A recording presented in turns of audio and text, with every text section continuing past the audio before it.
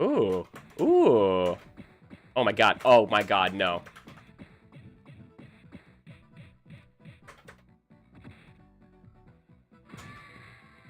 What did you just do?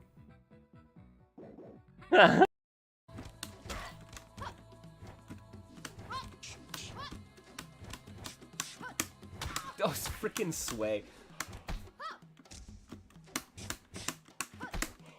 I thought it only made you, like, mid-invulnerable, but it's just completely invuln.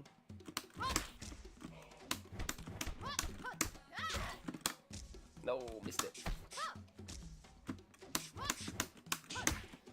See, I gotta find him. I gotta, like... Oh, nice cross. Thank you.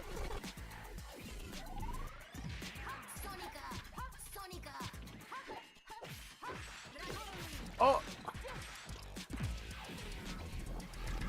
You got it. Hey! Oh, wow! Okay, shit! Ah, I couldn't get back out of the corner quickly enough. That was awesome. Oh, you can make some headway. Oh, oh.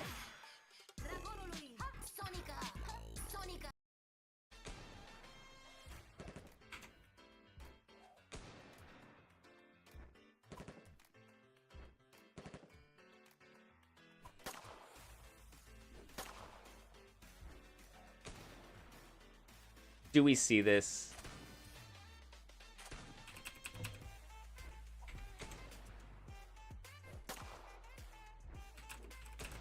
Come on, Jack. Just hit me.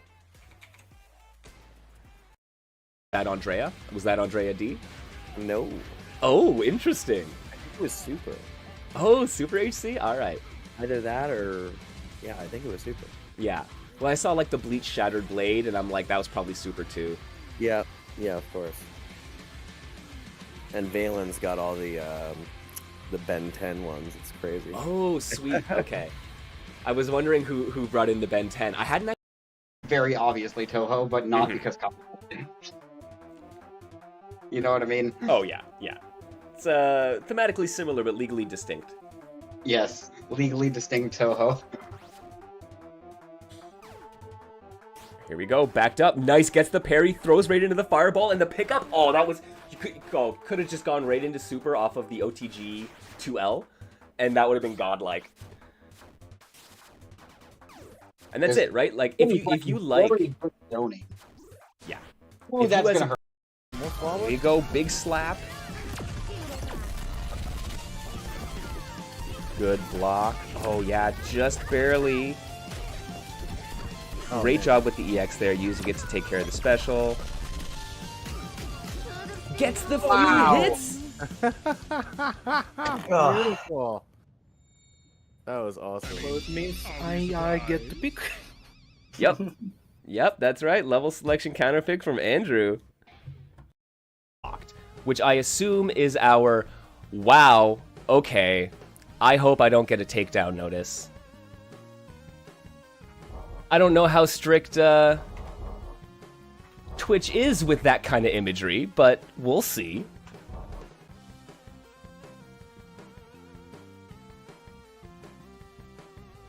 Yo, Super Fighter Team. Yeah, same people that made the Fighters History Dynasties and TMNT Cross JL made that Sango Fighter remake. Yeah. Yeah, exactly, right? And all of these...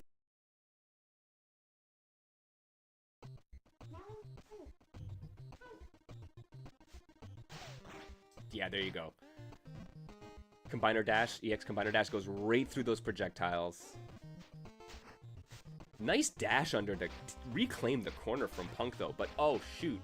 Falls to the big-ass combo. That's gonna kill. Oh, man. They still had the juggle point on the command normal. Leo... I'd honestly argue Equals is better than Units, period. Nice. Fair enough. Units is definitely pretty good, though. I think Units works better for her kit. Yeah, given her I'm gameplay. doing Overdrive because I don't know how, and I'm still doing pretty well. 2-2-D.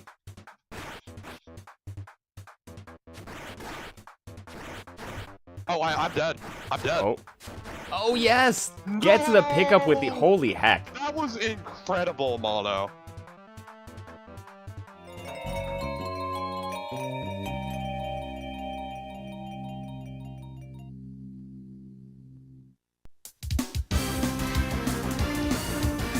Here you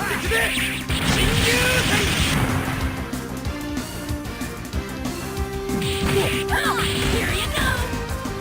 Niche Fighter Monday!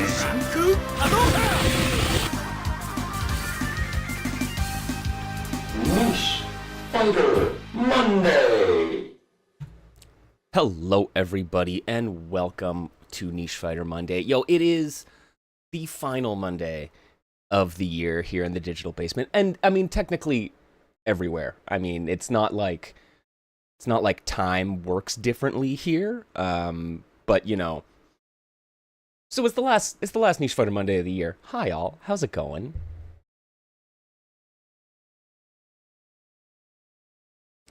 I hope y'all are doing well. We be chilling. Yo, today, my friends, we are going to be chatting about niche fighters and indie fighting games in the year of 2025. What has been going on? What games have been released? What occupied our time? I'm trying to get in the mood. That's right. We're gonna get in the mood, and we're gonna chat about some stuff. And I'm hopeful that I'm bringing some stuff to the table here. I'm gonna be joined by Tom Goldrick, Mohas Gridlock, for those who might know them from their shitposting ways. And they're going to be talking about some of the things that has caught their eye, some of the things that caught my eye, some of our shared experiences in the fighting game community. And I hope that y'all in chat will, you know, chime in with your 2 cents. I want to know what kind of games were your highlights. What have you been playing? What new fighters have you been obsessed with? What happenings in the niche scene have you been, engaging in and are worth talking about? And yeah, we're gonna go over all that good stuff. Yeah, you don't know what I mean. You have no idea what's going on. You don't shit post on Blue Sky. That never happens.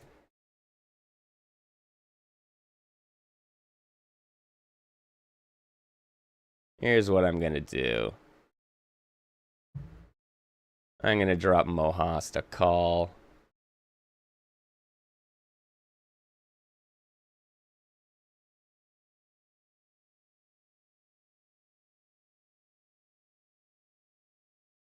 And see, and we're gonna hang out. We're gonna hang out in the basement and see what's going on.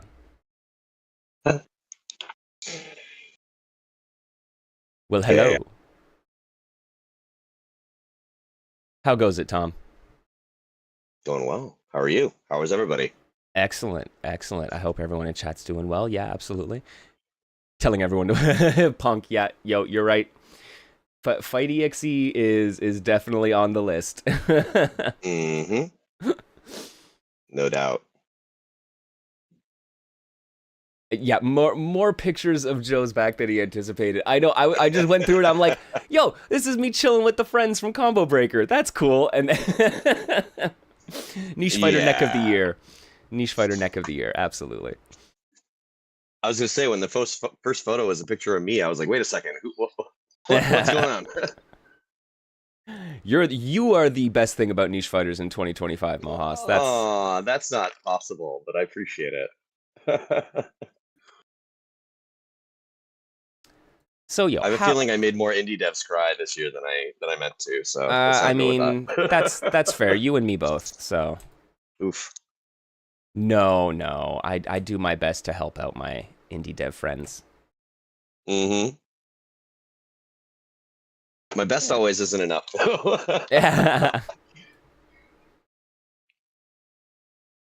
So yeah, you want to just jump in with what's going on with the world and what happened this year? Yeah.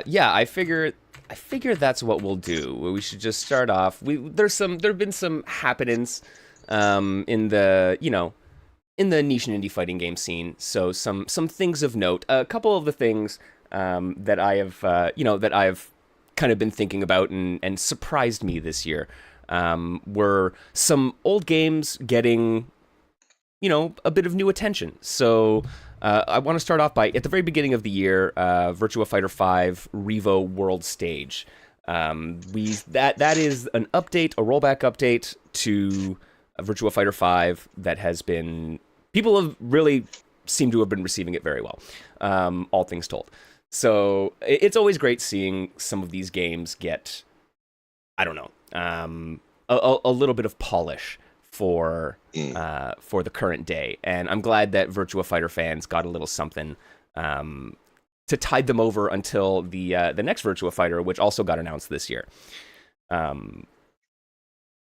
Yeah, and then in addition to that, kind of like pairing with it, Fighting EX Lair got not only a huge price drop, so it's a fantastic niche fighter from Arika of Street Fighter EX fame and the Fighting Lair series, and so it got a huge price drop to like $2 or something like that, so eminently affordable for everyone.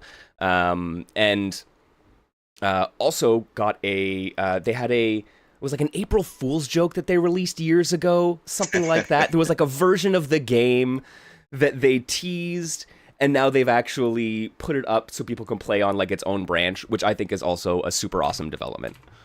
Really? I didn't hear about that. That's cool.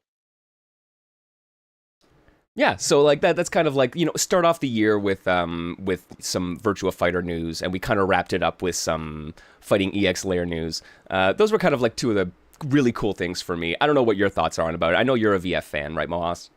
Yeah, I'm a huge VF fan. I really haven't played since the update though, so I can't tell you what's going on or what, you know what I mean? I'm pretty sure Giral is playable, but I don't you know what I mean? I haven't messed around with that. Yeah. I'm more excited for the new game than I am worried about updates to the old, but the old game's still like just where I go to when I want to have a good relaxing time. Yeah. And Fighting EX Lair, I mean, it started off as an April Fool's joke, so the fact that they've come around to using April Fools as their touch point is crazy fun. Yeah. No, it's a delight. So yeah, that's kind of, I don't know, that was kind of it. Do you have any kind of notable things on your end that you had seen throughout the year? Yeah. I mean, I have some on the list. Might not be notable per se for niche fighters exclusively, but East Coast Throwdown stopped running events this year. Last year was their last event. Yep. I think things were going really well too, right? Like they got out of their smaller convention center in Connecticut and they moved to a larger one. However, I mean, I want to say I saw the writing on the wall, but it seemed more tournament and less about the games. Okay. And I don't want to say anything bad about East Coast Throwdown because I do love the events and I'm sad they're gone, but I can kind of see the writing on the wall the last event I went to. You know what I mean? They had more area for Beyblades than they did for casuals. So there you go. Hey, I mean, like, look, Beyblade is priorities, bro. Beyblade is important. Don't get me wrong, but yeah, on the balance, let her rip. Yeah.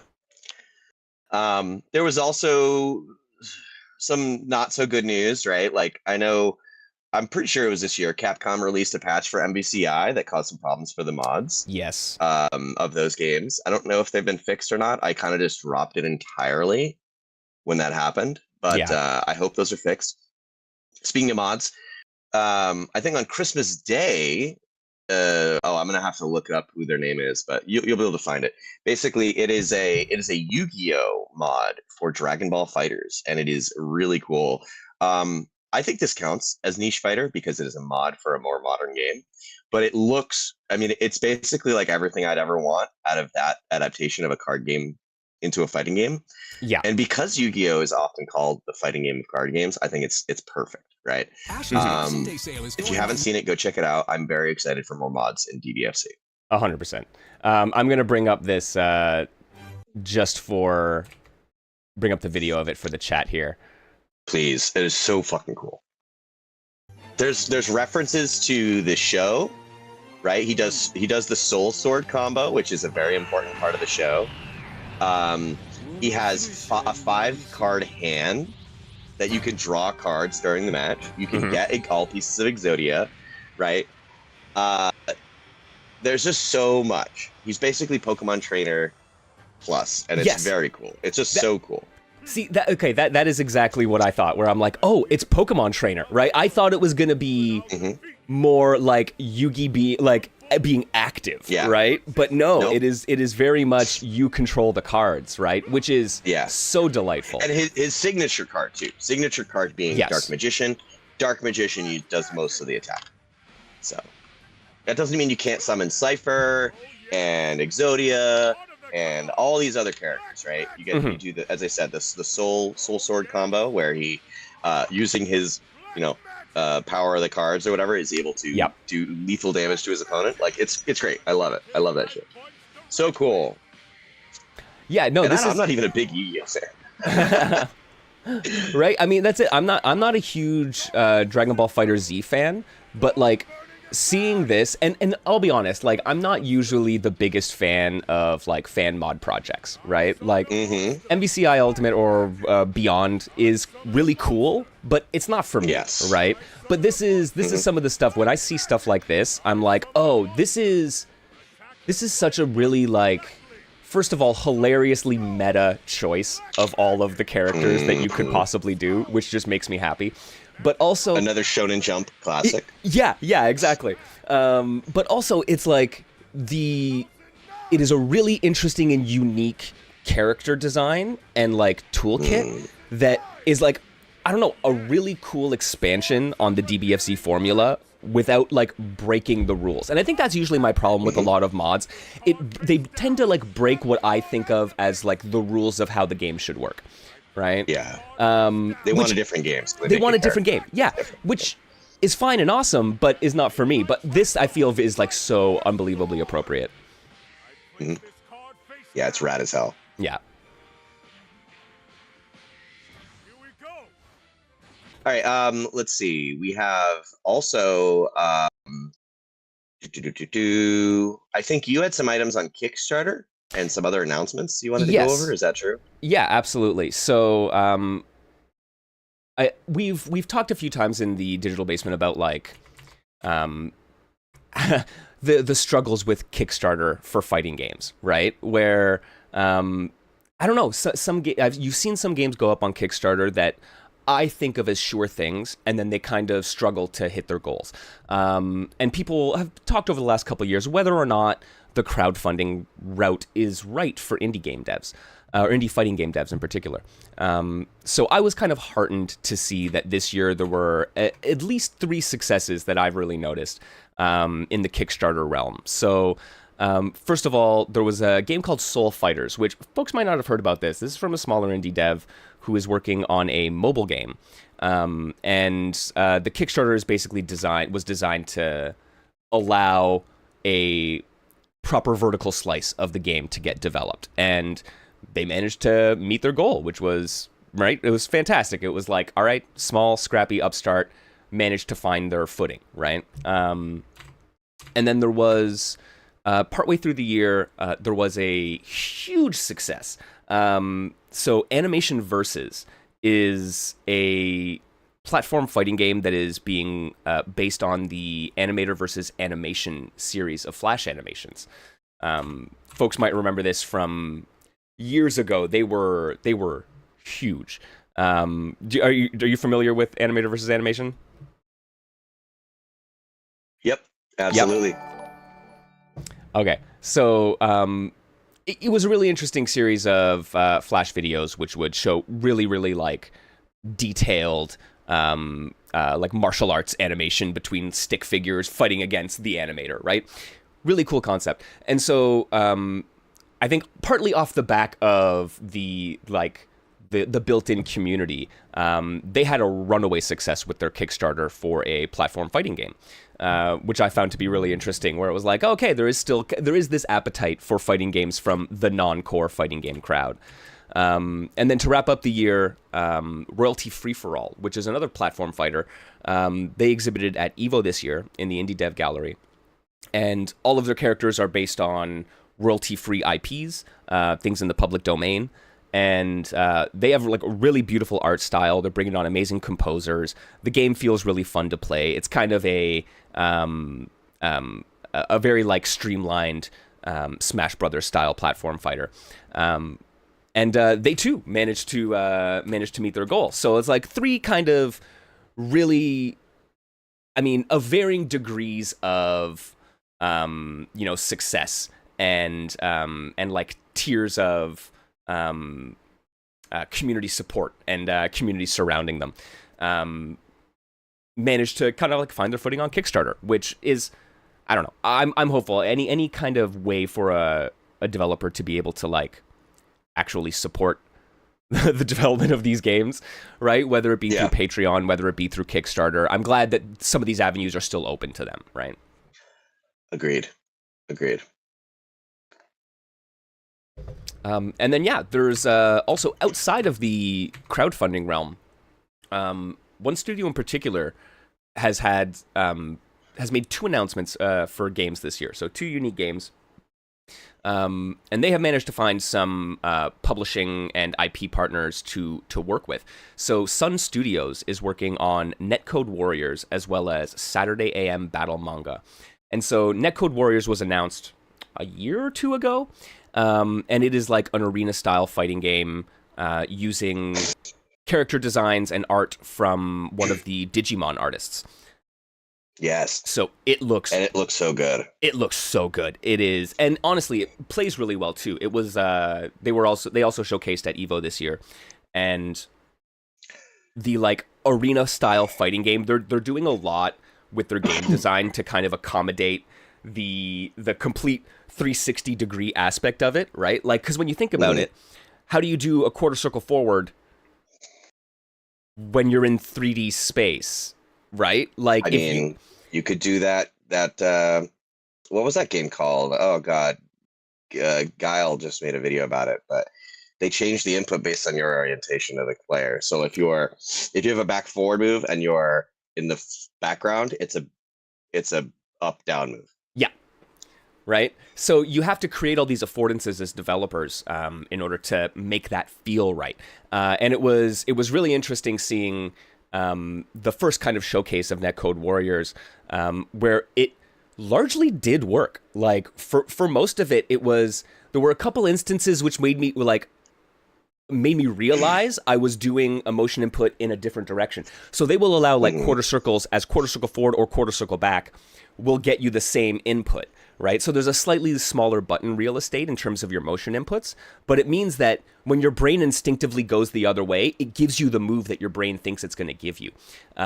So like really cleverly designed in that way. And just is like an absolute kind of like spectacle fighting game, which I think arena fighters really excel at. So, man, super exciting for that one. I don't know. What are your thoughts on Netcode Warriors? I don't know much more than the graphics looking amazing, right? I'm cool with arena fighters as long as they have some sort of depth. So I'm interested. Yeah, and it's good. They definitely have some, I don't know, very anime in nature in some ways, which kind of makes sense given the art. But dealing with meters and installs and kind of some of those conventions of anime fighters, and bringing them all together. So it's a really cool kind of like getting the fighting gaminess and just making it part of the just like the natural flow of the game, which is fantastic. But then Sun Studios surprised us again, saying that, hey, we're also going to be working on a tag fighting game. So Saturday AM Battle Manga is a tag fighter from the using the Saturday AM IP, which is kind of a series of Western-made manga style comics, right? So very much in the Shonen Jump style, but all Western artists. And they are working with Saturday AM to kind of take characters from all these different series and bring them together in a Shonen Jump style tag fighter. Which, I mean, I will say, I am always like, that is a lot to take on. Like your own original IP, an arena fighter, and then a completely different style of fighting game with someone else's IP. They've clearly like found partners they're comfortable working with, which is amazing. But like you're like, hey, this is a tall order. And I don't know. I'm interested to see how they manage to juggle this going forward. Yeah, me too. It's interesting. God bless the indie devs. I mean, yeah, right. Absolute bless. And I mean, I always ask from like, come on, more crossovers, man. Like, work with other developers, work with other artists, work with, right? So it is great to see Sun Studios working with the Sad AM folks to say, how do we look? Our specialty is video games. Your specialty are these these characters and this world that you've made. So it's like, we can use our skills to bring your stuff to life in this realm. That is an amazing crossover. This is where like multidisciplinary stuff like shines. Even what's it called? Royalty Free for All is also working with some amazing composers. like their plans to work with David Wise and some other fantastic composers from the 80s and 90s. And yeah, those are like work with other devs. So it's also kind of heartening to see that kind of shine through as well. Do you have any thoughts on kind of I don't know, how devs are handling their productions? I mean, how they're getting these things funded. Any thoughts on the Kickstarter IP partner space? I mean, you especially as a developer and creator yourself. So sure, yeah. I mean, I think Kickstarter is great if you can make it work, right? We're a decade or so into this whole thing, and like for those who can make it work, God bless. For those who can't, it's kind of a non-starter, right? But I want to bring things back home a little bit and just say, like, I think this year was also the year for a lot of indie game developers just stepping back, right, and reprioritizing things both in their lives and otherwise, right? If it was a business, some of those businesses closed. If it was a hobby, some of those hobbies went on hiatus, right? Myself included. So I want to give a shout out to folks like the Arcus Chroma Dev, I believe RX is their name. Big shout out to Matrified, who's sort of on and off hiatus this year. Yeah. You know, there are a lot of folks who have sort of either gone on hiatus, left the scene, have to do something else for financial reasons. And I feel for y'all, right? You have to make the right decision for yourself and for your own sanity. So we'll be here when you're back, right? We want to see more. Agreed. No, it's like save yourself, save your health. Yeah.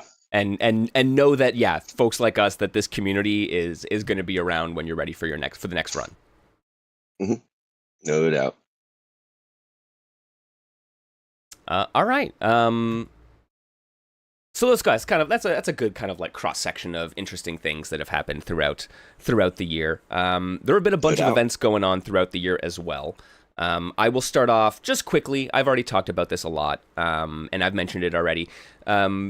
In 2025, EVO, we hosted the Indie Dev Gallery. So for the first time in a couple years, we brought back the Indie Dev Showcase, and that was a super rewarding experience. I was so excited to be able to get to meet a bunch of great developers and give them an opportunity to kind of, you know, connect with the fighting game community that came to EVO.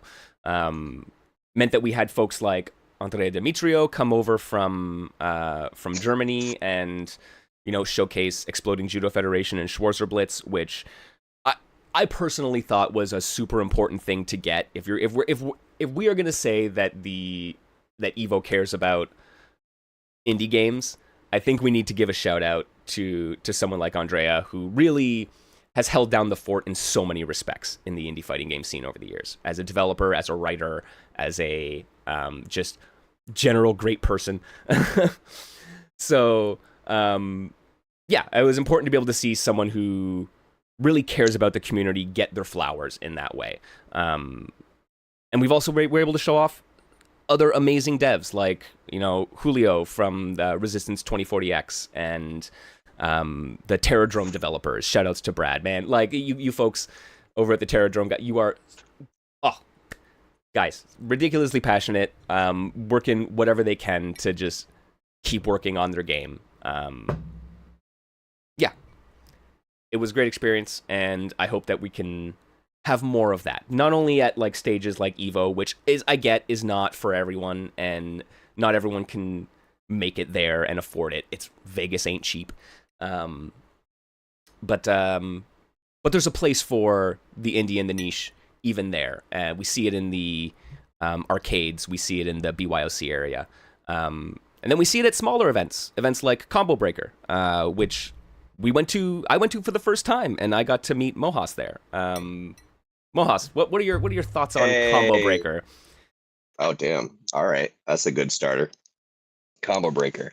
Well, I guess to give some context, before signing up for Combo Breaker, I was pretty sure this year was gonna be the last year I went to fighting game events for a while, right? Just for my own sake. But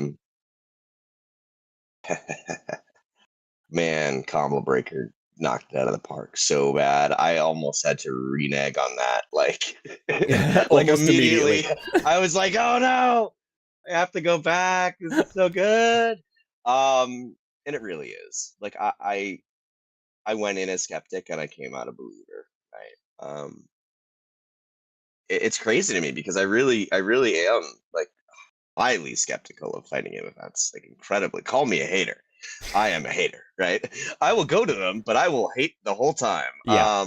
And that was kind of where I was getting at the beginning of the year. I was like, man, even some of the best events I went to, I still had a not a crummy time, but you know what I mean. You get back to your hotel room and you're like, wow, I wish I was just at home watching instead of instead of here. And that's a bad feeling as someone who attends events, right? But Combo Breaker turned that around in such a big way. And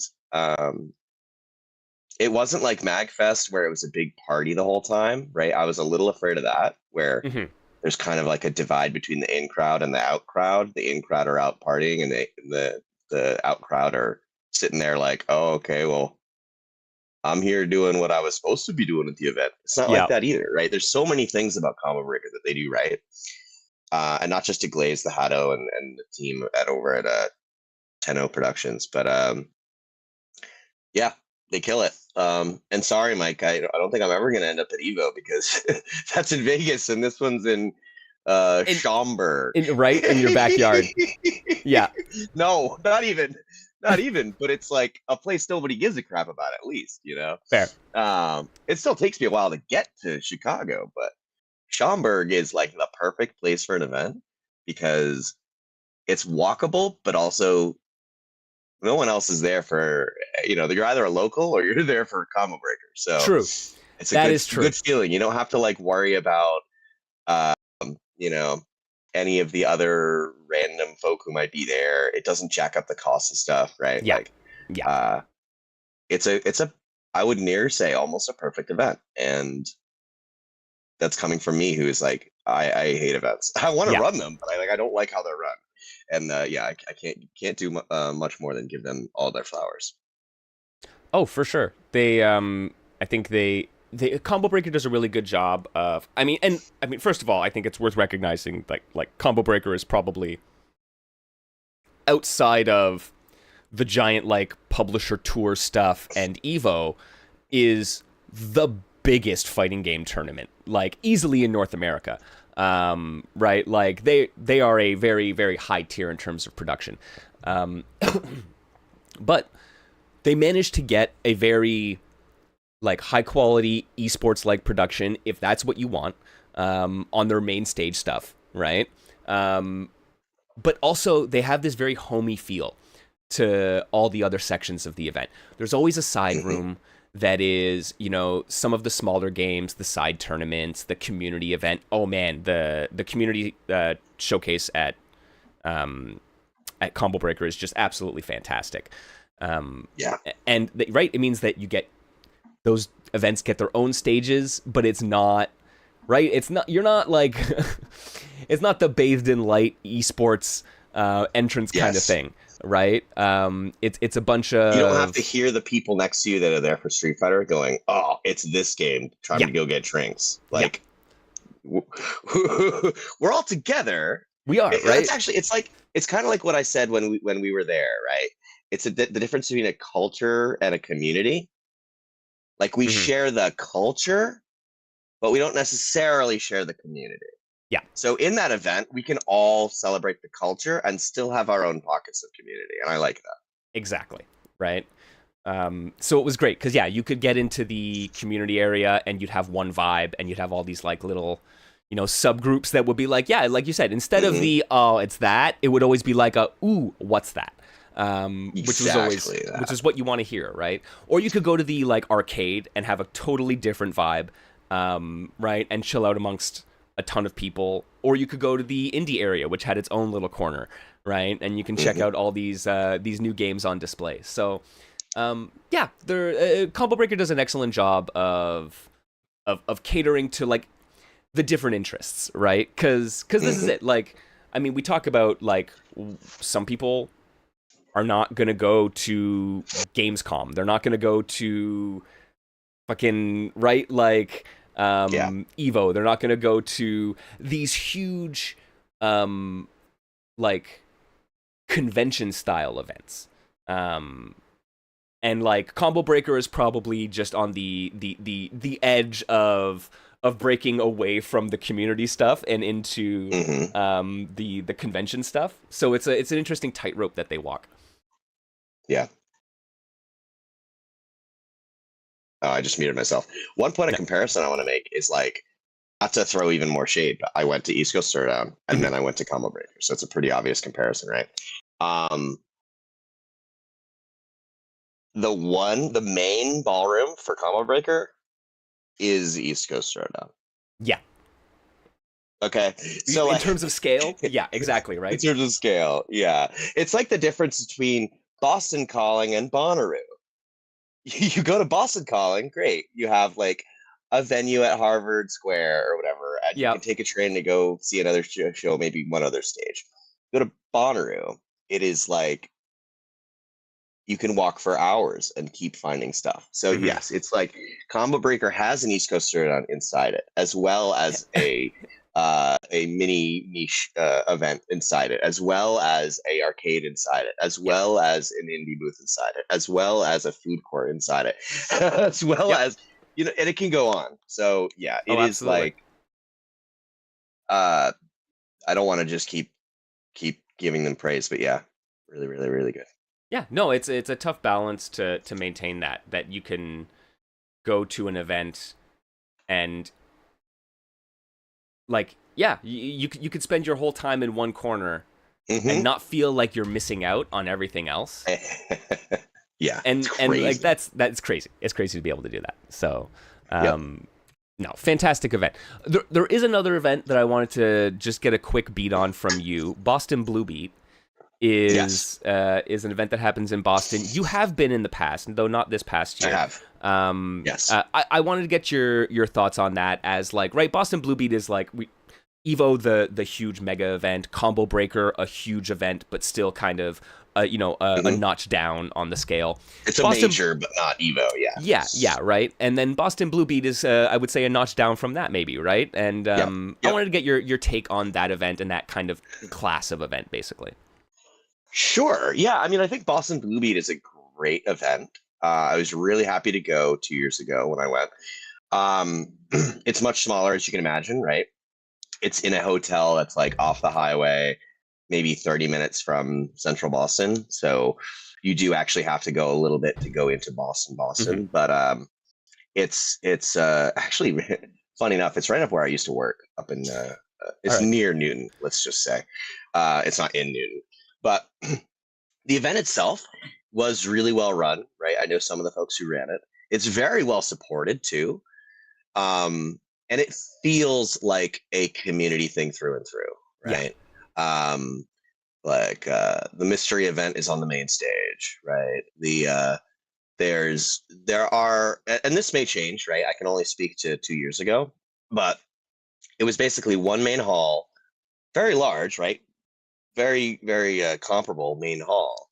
but then a couple like smaller rooms for like BYOC, for board games and All right. card games, Nice. which was a big thing, right? I was really happy to see that they had a Magic draft, actually like go off at the event, which is really cool. Cool. I couldn't join, unfortunately, but yeah, and they also had an arcade room, right, which was really sweet that they had the space for that. But yeah, I think ultimately, like, would I go again? 100%. Would I ask other people attend? I think it really depends on the games that are being run and the people you know there, right? It's a community event, so it's going to be a lot about just hanging out with folks and playing the very specific games you're there for. Yeah. If you're there for Street Fighter, I'm sure there'll be people to play with, but like other than that, you kind of just have to feel the room and see what's going on. And I would recommend it if you are if it's a reasonable price for you. You know what I mean? Well, I know that I was lucky enough to work with one of the ambassadors for the indie space at Evo. Also works at Boston Blue Beat, and they were telling me just that there's a really big interest there for representing the indie games. Yes, and I know in the past, Murphyte, I believe, was at Boston Blue Beat, right? Yep. It was actually there twice, I believe. Last year, Warthog ran something. Okay. Whether they ran a tournament or not, I don't know. But they were there with the game. So, yeah. Awesome. Okay, because, yeah, I just kind of wanted to give Boston Blue Beat a shout-out as an event that is definitely interested in bringing in some of the niche communities, right? Yeah. You will find a regional event that is kind of the regional event for a certain type of game. For years, Frosty Fausting was that. Yeah. Combo Breaker, Skullgirls, absolutely. Frosty Fausting was the event for Fantasy Strike. That was the in-person major that we went to, right? Even Mortal here in Kombat Toronto. For East Coast Throwdown. Yeah. Oh, yeah. Mortal Kombat for East Coast Throwdown, absolutely. Man, big rip to East Coast Throwdown. They were a really important part of kind of the North American East Coast tournament history.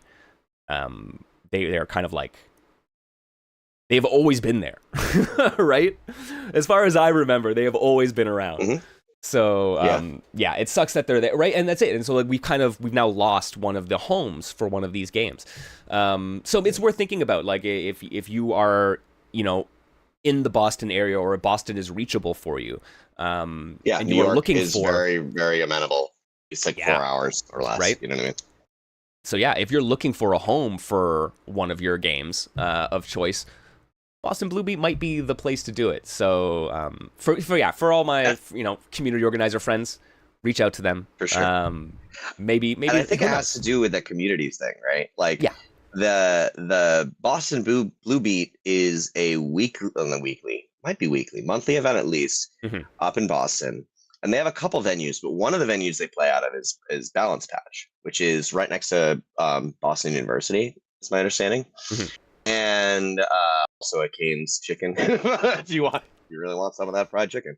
I'm not really into them. It's like a little expensive for a chicken tender, but whatever. Either way, point being, that venue space is also very amenable to indie stuff, right? Like, we've done a Murphyte tournament there. I know Warthog has shown off a bunch of games there, and what Daniel Lucky D of Traveling Controller, that's a place they frequent as well, and they've been a huge proponent of indie games and other community outreach for the last decade or so. So yeah, huge shout outs to Lucky D, Balance Patch, Boston Blue Beat, etc.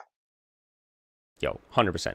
Because this is in the era of events contracting, let's say. It's more important than ever to support the ones that are around. So make sure you're supporting your locals, especially if you got one within relatively easy reach. I know I'm guilty of not supporting my locals enough as of late, so I got to fix that. Oh, me too. I have one that's literally in my town. And it's like, that's crazy to me because nothing's in my town. we have a guy who bought out the local card shop and basically opened it up to a bunch of people from Rhode Island. And Rhode Island is closer to us than Boston is, ironically. But they're called Button Club, and they have kind of like a wrestling vibe, like a pro wrestling aesthetic, but they're Okay. really cool people. It's run by this couple that run a tattoo parlor, and they're a wonderful wonderful group. We're kind of like the sister place to Balance Patch, right? Okay. It takes about an hour to go between them. Yeah. And it'd be very difficult to get a train back to either event, depending on the time that the event ends. But we do get some people come down for those events, and I need to go out more. I just need to go. It's within walking distance. Like, I need to go. It's no excuse. So yeah, no. All right. Well, okay, that's probably a good place to end it for the events. I mean, there are events, big, medium, and small out there. Keep an eye out around your area, friends, and like I said, go support them if you can. Yeah. Yeah. But let's move on. What else has been happening in 2025? Well, of course, we've had a ton of games be released. So, all right, we were just recently talking about Combo Breaker. There is a game, Mohast, that you added to our list here that I completely forgot about. Mm-hmm. So, what do you know about Dark Presence? I know you didn't intend for this to be a video call, so I want to show this just for you. I don't think it'll show up on stream. Okay. But do you see me? I do. Oh, nice. You're wearing the shirt. I had to go grab the shirt from my closet. Yeah. Of course. Dark Presence was a game at Combo Breaker that was shown off. And Mike and I had a little bit of a confusion early on, but yeah, we figured it out. The famous and very local to Schaumburg area arcade, Galloping Ghost Arcade, the biggest arcade in the world, I believe. Mm-hmm. It's like a museum more than anything, but it's great. The people who own it, and I guess a smaller collaborative of folk, are working on a game called Dark Presence, and we got to play it this year at Combo Breaker. We got T-shirts as well, but it was a really fun time. Probably not the best game in the universe, right? I'm not going to sit here and be like, yeah, man, it's going to change the world. But it's cool. It's so cool seeing people who have an interest and a passion in a game and having it come to life. Because I can't speak for everyone, but I know for myself. When I was in high school, I was trying to convince people to make a Mugen game with me. I was like, okay, I just need some mocap actors, right? Like, and we can make Mortal Kombat 1. And absolutely. That never happened, but I got to play someone else's version of that at Combo Breaker, and that was Dark Presence. So, do you want to jump in? I mean, I could keep going, but I know you were part of it as well. So, oh no, 100%. I mean, this is one of those games that like I had heard about, and I was like, okay, like obviously this is being worked on. This is like clearly this is a real thing. But then I don't know. I didn't believe that it was gonna be there, right? I don't know who it was. I think it might have been Joe that was just like, did you know that this is there, right? And I was like, nah, this can't be real. And it is. I don't even know how to describe how this game works. Like, it is very Mortal Kombat-y in its layout and obviously inspiration. But I didn't feel like a Mortal Kombat game to me. It felt like a Mugen game to me, and I couldn't figure out what it was supposed to play like. But maybe if I had more time with it, I'd be more enamored. But it was just like I was so happy to see that it existed. I was almost not too concerned with it. But its fidelity. Exactly. No, exactly. Right, and the fact that like Galloping Ghost as I guess an institution has done a lot for like arcade preservation, and right, they have. My God, yes. They have done so much work in that regard. So I don't know. It kind of makes sense that they would throw their own hat in the ring, right? And it is such a weird like time capsule where it is 100% its own Wild West fighting game. This game could have come out, like you said, alongside Way of the Warrior or something like that. I think I played a guy who couldn't jump.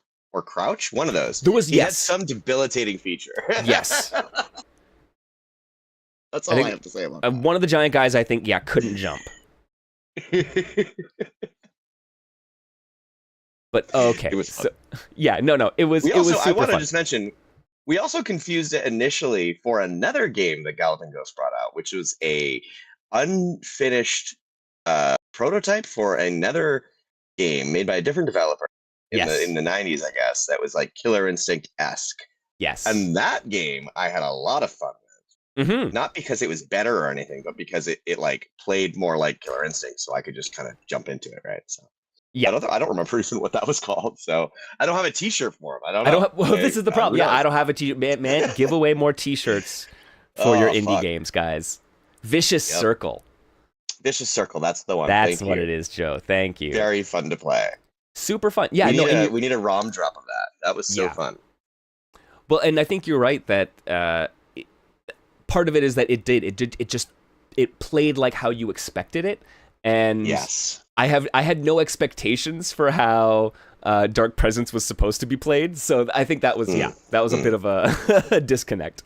Well, and that goes to a lot of the stuff I talk to with indie game devs, right? Where it's like, yeah, you may not want to copy someone's whatever, but like when it comes to art, you need to have your audience preloaded with information in some way, right? Yes. You just need to figure out what information that is. And in the case of Vicious Circle, I know Killer Instinct. I can immediately play Vicious Circle. And then in doing that, I'll explore and figure out what makes it different, right? It's really not a bad thing to give a foundation for players to jump off of. Absolutely. But yeah, no, you have to give them enough familiarity that they have a base, that they can understand the different things that you're doing, right? Because if you're too off the wall, but then you're signaling Street Fighter, then an audience isn't going to know what to make of that. Mm-hmm. Yeah. Can we talk about some other cool indie games or playtests at Combo Breaker? Because I'd love to jump over to Setting Stones before we get into the things that more people are familiar with. Yeah, 100%. I wanted you to tell me about Setting Stones here. Yeah, please. So Setting Stones, and there is actually a video in your Discord if you want to grab it, but don't worry about it. Setting Stones is an indie game that I got to play at the, what would you call it? It was the BYOC area. That's what you call it. And there was this cool Get Dev there and a couple other fans, and essentially the game is you have a stone, as that makes sense, obviously, and you place it, but then you also kind of, oh god, I have video in my ears. Shut up, video. Thank you. You basically place your stone, and while you're placing it, you can grow its size if you want, right? By like whatever. I guess by placing more stones on top of it, you grow its size. And then if you press another button, all the stones that you've set on your screen launch at your opponent like a projectile, right? Now you have a dodge or like a phase out, I think. Like, think of like Dark Souls, you quickly phase out, come back in. But you also have a stamina bar, which is what's like circling your character. If you've seen the video, I can actually send a link to you right now. Yeah, no, I have some video running on the stream right now. Okay, cool. So you have a stamina bar that circles your character, and that determines how many times you can place rocks, basically. I think it also determines your dash. You can dash or place rocks with the same mechanic. Yeah, and it looks like there's to compete with your opponent. Go ahead. Oh yeah, no, because it looks like the bar surrounding you is actually, it's two different bars, right? That compete with each other. So you have more setting stone ability, but less ability to shoot, or vice versa. I believe so. Okay, that's really cool. Yep, and you have traditional health bars up top to tell you who's winning, who's losing. You have, I believe, some kind of power meter underneath that. But yeah, it's a really fun game, really quick, super interesting. I believe you can go get on an itch.io and go support the dev. Really fun game. Oh, that's fantastic. Yeah, no, I did not see this at Combo Breaker myself, so This looks really cool. Yeah, no, KO and Chad saying a bit of like acceleration of Saguri, right? Yeah, it's kind of like one of the, it's like a shmup fighter, very, very like fighting game adjacent in the way that I am like, heck yes. This one's called Setting Stones. I can actually give you a link to the itch.io page. Hang on a sec here. For folks who want to check it out. Yeah, and I got to chat with the dev. They were like, "It's pretty much done. We're just like showing it off and having a good time." So I'm excited. That's there is a awesome. parry. You can actually parry them too. You can send them back at your opponent. Nice. That was really cool. I just saw that. Psychic Force Bros. Hell yeah. Yes. But they were running like a little event in the BYOC area one night, and I got to see it before I went to bed. So I was very happy about that. Yeah, that is going on my mystery game tournament list for sure.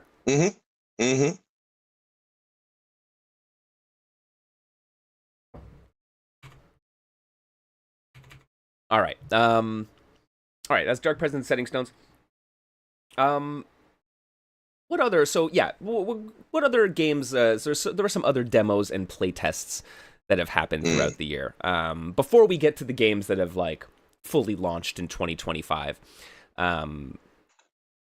there is, I think, interesting as if only to note that it's kind of yet another. How do we do single player fighting games? There is a game called Polyfighter that has a demo and playtest out, where it is a roguelike fighting game where you make your way through a series of opponents, and it's all, you know, procedurally generated, and you fight these AI opponents that have different tool sets and abilities and I guess tendencies as characters. So I don't know. I love this. I love seeing this, and we'll see this with a couple of the games that actually have come out in 2025, where I think developers are more and more looking at how do I make my fighting game enjoyable outside of the realm of head-to-head competitive, right? Which is, it's kind of like a perennial question for fighting game developers. But yeah, some of the answers are things like roguelike elements, are things like, making platformers out of your game. There are things like, as we'll see later on, making visual novels out of them. So this is a game that's very clearly saying, okay, this is kind of the way I'm going to go. I don't even know if there's going to be competitive, like head-to-head combat in Polyfighter. That'll be interesting to see how that progresses. Did you have any time with this game, Mohost? No, not at all. I do, I believe, have access to the beta brand, the thing. I think so. I think I have something in my Steam that says something to that effect.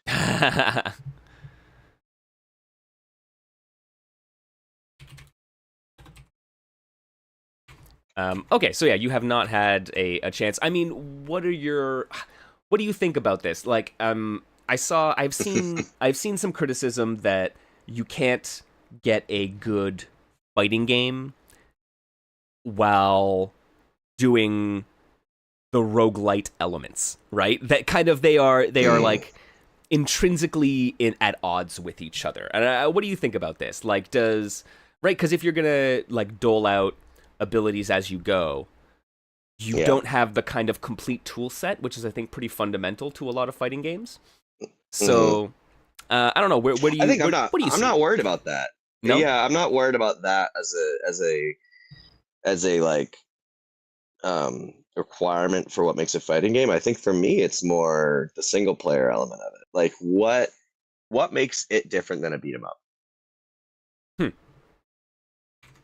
Right? Like a traditional beat 'em up has just as like pretty much the same mechanics as a fighting game. You know? I mean, you have games like Guardian Hero, which you could play either way. True.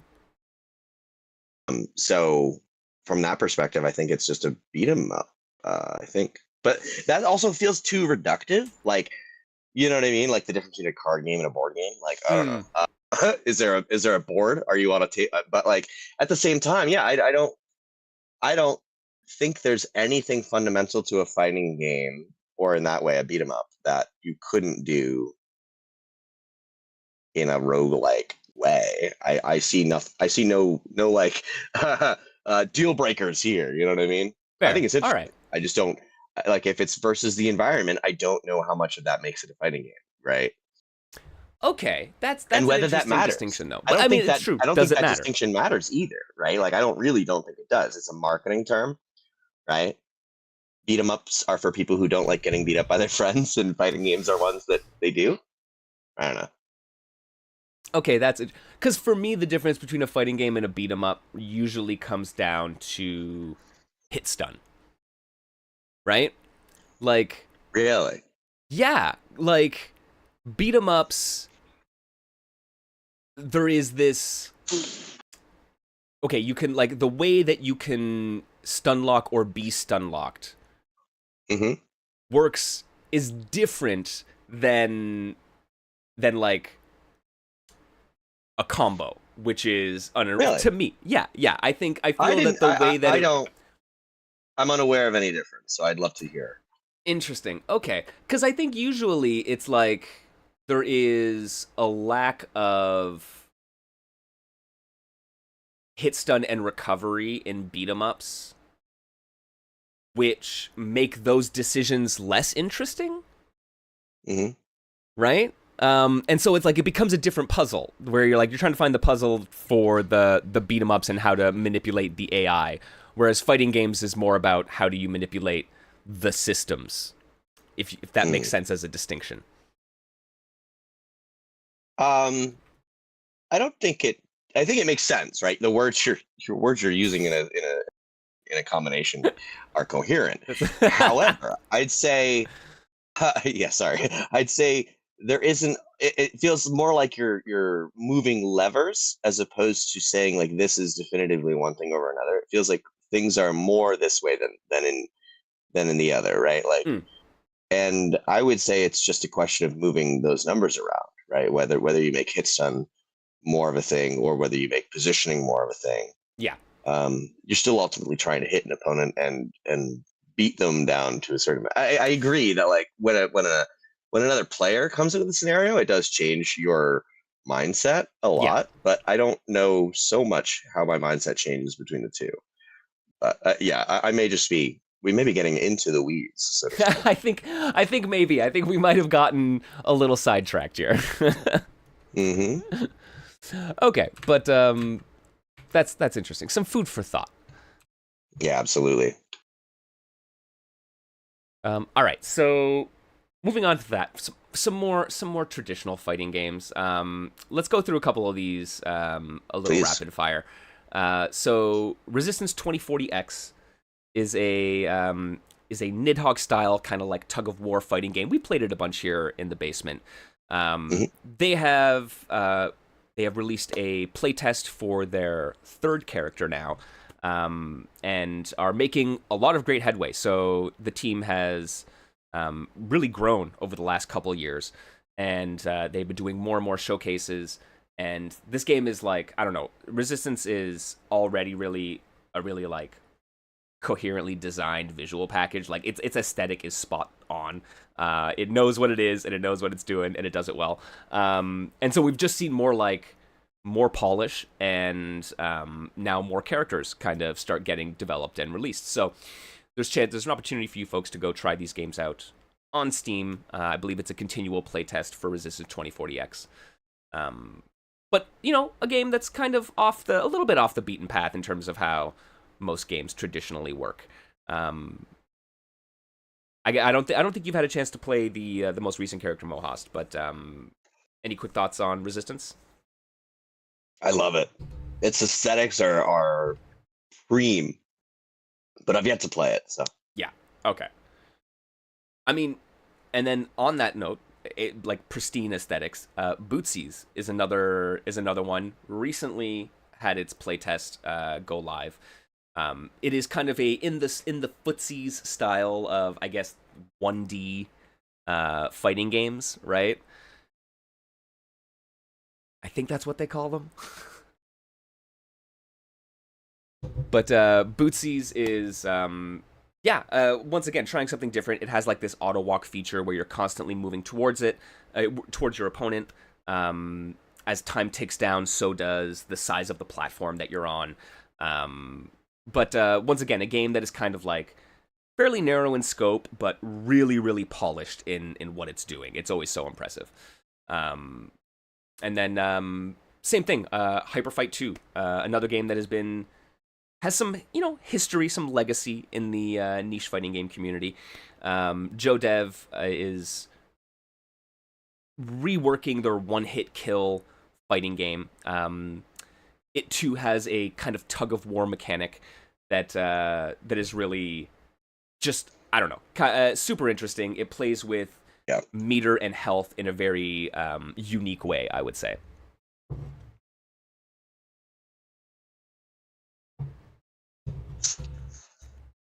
Right, and then kind of. I actually moved a game up. I don't know if you want me to jump in. I moved a game up from early access because it's not actually in early access. Oh, all right. Okay, so Card Strike is a game by a member of the Discord, Check. Ah, yes. And it is essentially, if you're familiar, it's a lot like a card game that was made for, oh god, I'm just going to talk out of my ass completely. It was a game by SNK, and I believe it was their first crossover with Capcom, and it was SNK versus Capcom Card Fighters. Ah, yes. Yes, there we go. Card Fighters Clash. And so this is a indie game made by Czech. You can check out the website. I linked it in the chat.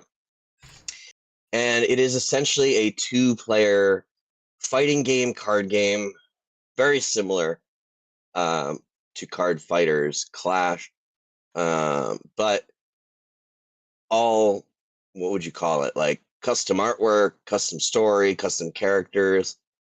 And you can play it on Tabletop Simulator right now. Mm-hmm. It's also, I believe, an extension of a, what would you call it? A series of other games they have. So they have Card Strike Versus, they have Card Strike Tactics. Go check it out. It's a really cool indie project, and I'm helping them play test it right now. Nice. I have not had a chance to get my hands on this one yet, but it does look really cool. I mean, I would honestly say go to the Discord when you get a chance, because the stuff on the website isn't even half of, like, the visual fidelity has upgraded so much. Oh yeah. So yeah, they've been doing a lot of really great work. Fantastic. I love to hear it. This is why I'm always excited to do these kind of like what's been going on in the years, because I will inevitably come across something that I'm like, oh, didn't miss that one. Yeah, right under your nose too, because we were talking about it in the Discord. So yeah. Join the Digital Basement for more cool indie stuff. It's kind of like the place that indie devs go to chat with their audience. You know what I mean? Like outside of their own Discords. The Digital Basement is a great place to be like, hey, you guys like indie games, right? You know? It's true. Maybe you'll like this. Being in a Discord to test them. Yeah. It's good. Good place. No, and I appreciate all the developers who come through and share their stuff and, make the community a better place. Okay, so Card Strikes, you've added that one. Let's wrap up our demo and playtest category of what's been going on in 2025 with Scramble Heart City. This is probably the big one for a lot of folks paying attention to niche and indie fighting games right now. Scramble Heart City from M. Paul Weeks, the developer behind Tough Love Arena. Scramble Heart is it's a tag fighting game, friends. Something's in the water. But it is a tag fighting game without active tag. I think this is the big thing, right? Like, yeah, there are a lot of tag games. Did you like UMVCI or did you like UMVC3? Exactly. It's the litmus test. It's like, what kind of versus fighter are you? And for sure, I think for someone like me, who I am not the biggest fan of active tag, it's cool. I'll play with it. It's not my preferred kind of tag fighter mechanic. I was very, very Why do they want to pleased. make it crazier? I know. It's already... I am just barely holding on, Already guys. You do... Relax. Relax. Oh, man. No, absolutely. So, I'm happy that M. Paul Weeks has just basically said, no, you know what? Not active tag. It is just, it's static tag calls. That's the way we're rolling with it. And everything else that they've put in the game is so kind of off the wall bonkers that I'm like, you're not missing anything, right? No. But yeah, I've got some footage of the game up on stream right now, friends. Like, it is so cool. First of all, the character design's really dope. Yeah. It is a browser-based fighting game. So no, you don't have to get it on Steam. You don't have to download anything. You can even play it on mobile should you choose. So it is, yeah, very accessible and just bonkers tag stuff. I played about an hour session against Keats one night during the last playtest. Wow. They just trounced me. I learned so much about that game, but I couldn't get a word in edgewise. It is definitely one of those games for the sickos out there. Highly recommend everyone go. I'm not sure when the next playtest is going to be. They just had one the other week. So I don't know when they're going to get another chance. But keep an eye out for Scramble Heart City. I dropped the link for the Steam link in there in the chat. And just so folks know, no conflict of interest. You know what I mean? I don't think it matters because obviously we're hype about the game regardless. But both Mike and I did work on a little advertisement for this game, and boy, was that fun! Yeah, that was a lot of fun. Thanks for bringing me on board for that. Oh, 100%. I was immediately. I'm like, yes, we need someone to do some delightful voiceover for this trailer. So yeah, big shout outs to Paul and Keats and everyone who worked on Umahas and everyone who worked on the trailer. It was such a great experience. Go check it out. It's on their YouTube. You should also check out, they have some tournament footage from Evo if you want to see some people like Dacid Bro style on everyone in the bracket. You can go check that out. It's super good. It's very exciting. Like, there's so many really cool things. I think sometimes I get worried that I'm like, are we gonna run out of indie fighting games? Right? No, we're not. I think that this is, but like, because there are some games that I've like you follow for years. Like Arcus Chroma, I followed for years. Murfight, years. Seeing these games finally hit their 1.0 and full releases, and then being like, okay, what comes next, right? And usually these folks are working on something else that's coming next. But I don't know, every year there is just this new influx of new faces trying interesting spins on fighting games. So there's a ton of them sitting there in that kind of alpha early access state. More than this, guys, there are way more out there than this. There's stuff like Pit Puzzle, there's stuff like Umbral Core, right? Like, so there's a lot that's in the pipeline. And then I think we're going to take a little bit of a break right now and come back in about 5 minutes.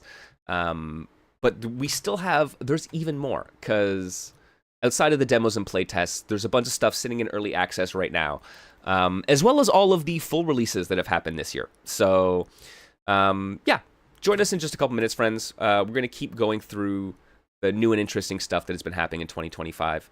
And make sure you get your games of note and get them out there and chat. Feel free to chat about them during a break here. Mohast, any thoughts before the break? I try not to have thoughts. Enjoy. Fair enough. Garu we'll see you in a couple minutes, friends. How people were pronouncing it, and people were arguing that it should be Garu because it stems from an English transliteration of a Japanese title, right? The thing is, Garu, loup-garou, is a werewolf.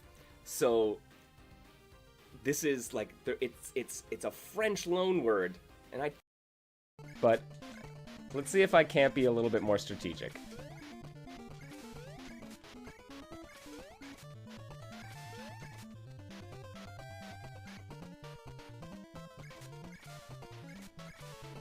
There we go. Okay, I know the pattern now. Look away. Ooh. There we go.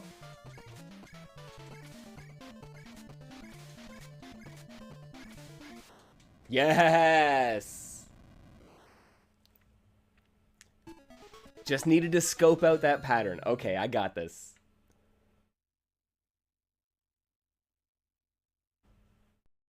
When I first started playing, and oof. So Damn. fun. 2-0 for Fleur right now. Okay, wow.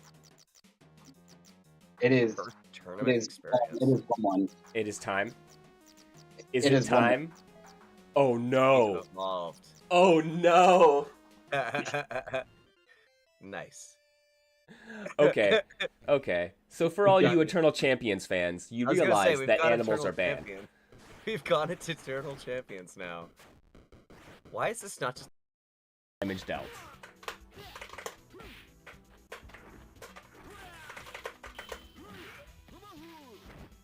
That'll work as a punish. Hey, I took a round! Yo! Now I just feel like a fucking god. Never let me take a round.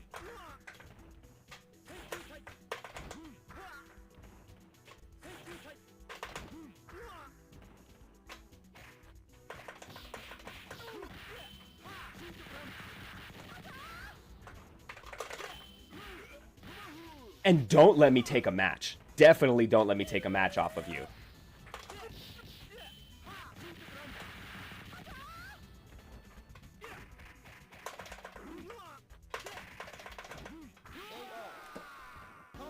No, no, my ego is so fucking big now. Dope. I want to learn some stuff. So get the word out, and we will get together on Wednesday. All right, everyone. Much love. Take care of yourselves. I'm gonna go see who we can raid.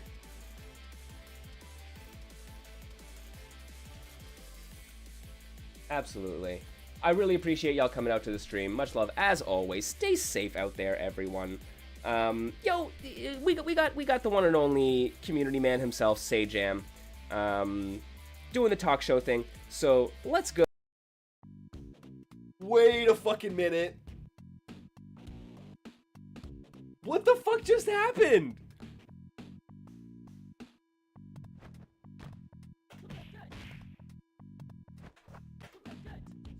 My dude.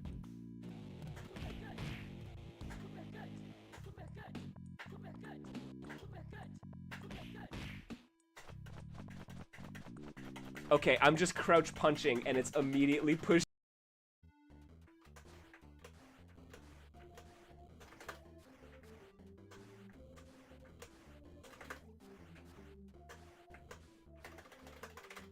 Oh! I almost got the OTG. No, no taunts, unfortunately, right? They need it. They need the taunt.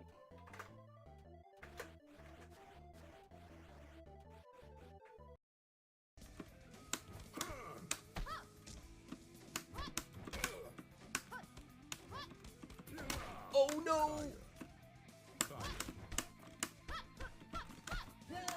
Nice, nice.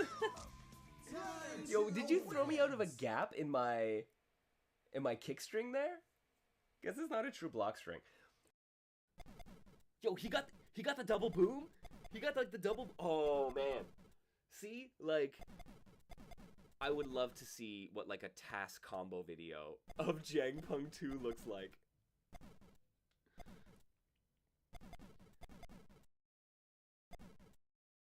Look at that. Look at that pressure. I love that. Yo. And then the hit. First of all, this is a floor drop that looks really cool.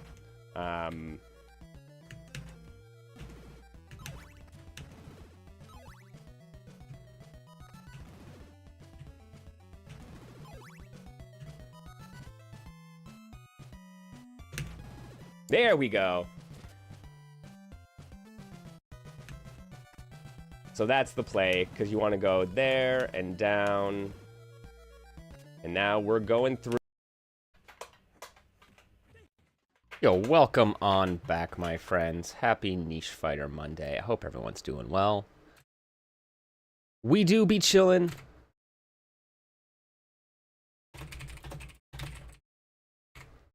We are talking about 2025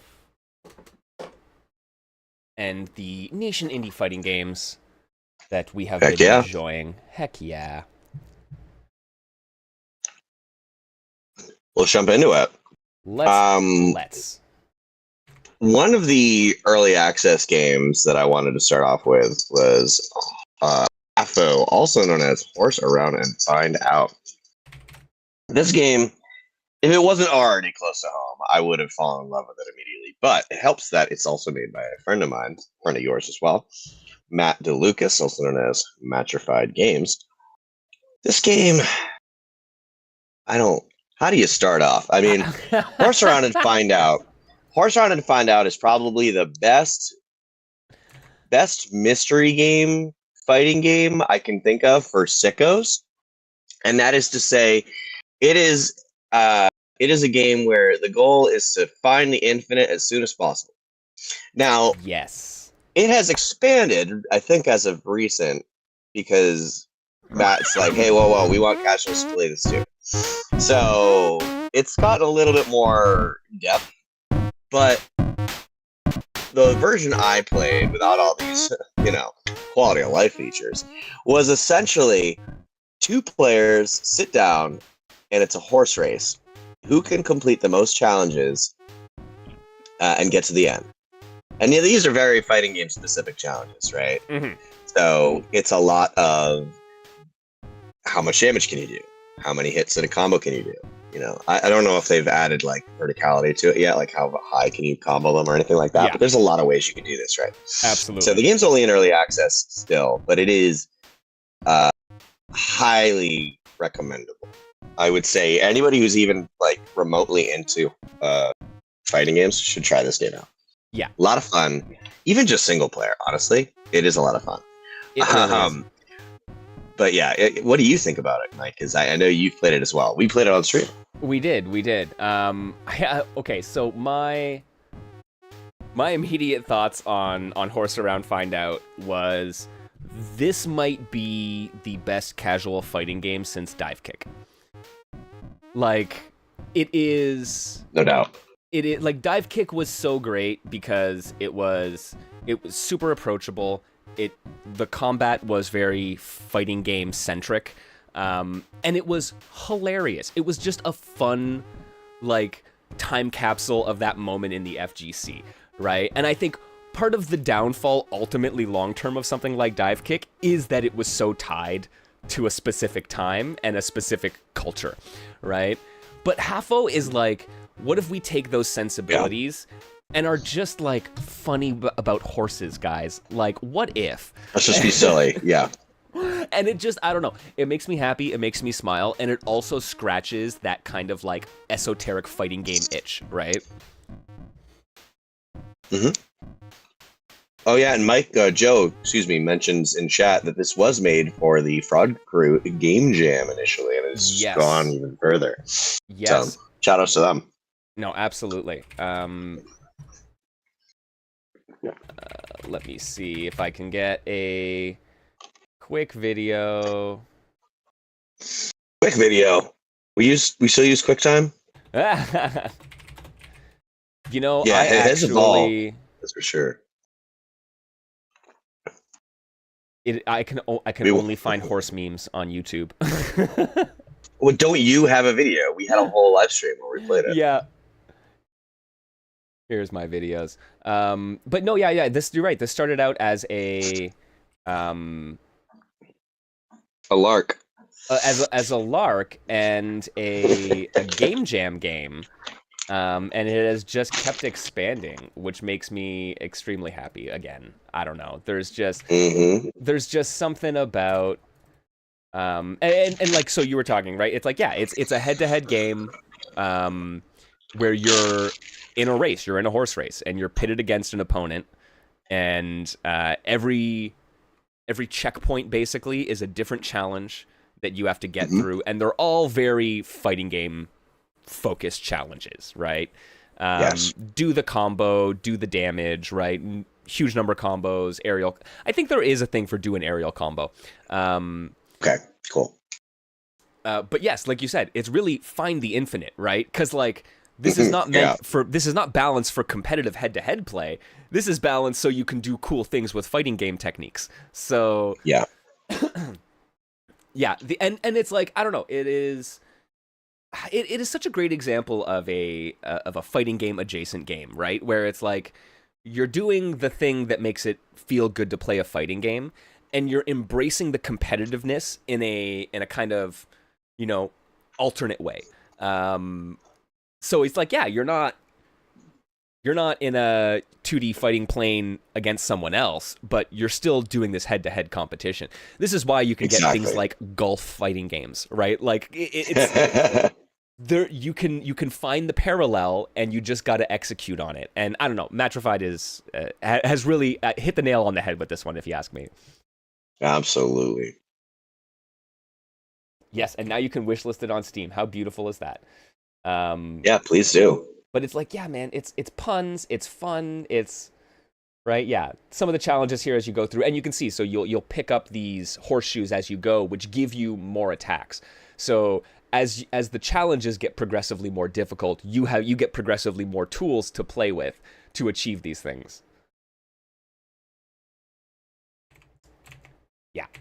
No, Half-O It's a blast. It is a blast. I don't know where Matt plans on going with it. To the moon. To the moon and back.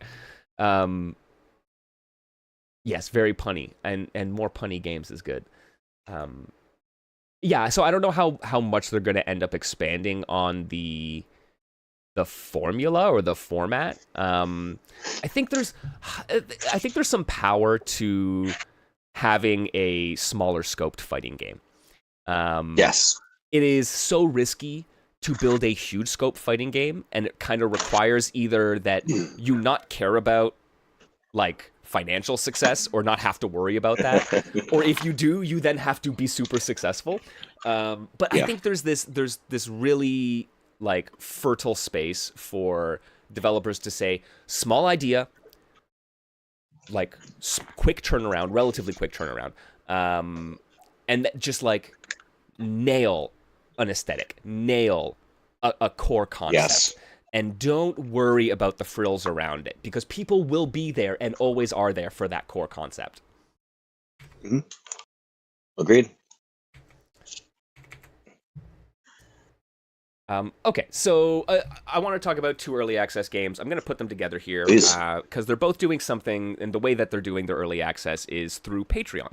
So Frostfire, Battle Frenzy, and Umbral Core. Not only are they doing their like crowdfunding and their support through Patreon, which is once again a model which has its varying degrees of success, but these two have seemed to have found success with it. So they release like monthly builds. Frostfire at least released monthly builds of their game for testing, had online play. Umbral Core has also been offering updates to their patrons, and both of these games look at a fighting game and say, what if that fighting game was more anime? So like Frostfire is, hey, the Fantasy Strike, but what if more anime? And then Umbral Core is really like, hey, Street Fighter, but what if goth girls and more anime? So and goth twinks. Hey, the equal opportunity. To say goth Yuri girls wasn't and goth enough twinks. for jury. So yeah, no, both really cool. Frostfire has been a couple years in development now, and I feel that they are like fast approaching a 2026 release. That is my prediction. Sweet. Umbral Core is still looking for the right kind of funding partner to get it going, but I've spoken to the team, and they are very much like, regardless of what happens, we have this dark fantasy, Street Fighter-esque footsies fighter, but then air dasher anime fighter elements layered on top of it to give it its kind of, to zhuzh it up. And a French word. There's one of them there. And they are dedicated to making this game. So they are like, whatever happens, we're working on it, and it'll come out when it's ready.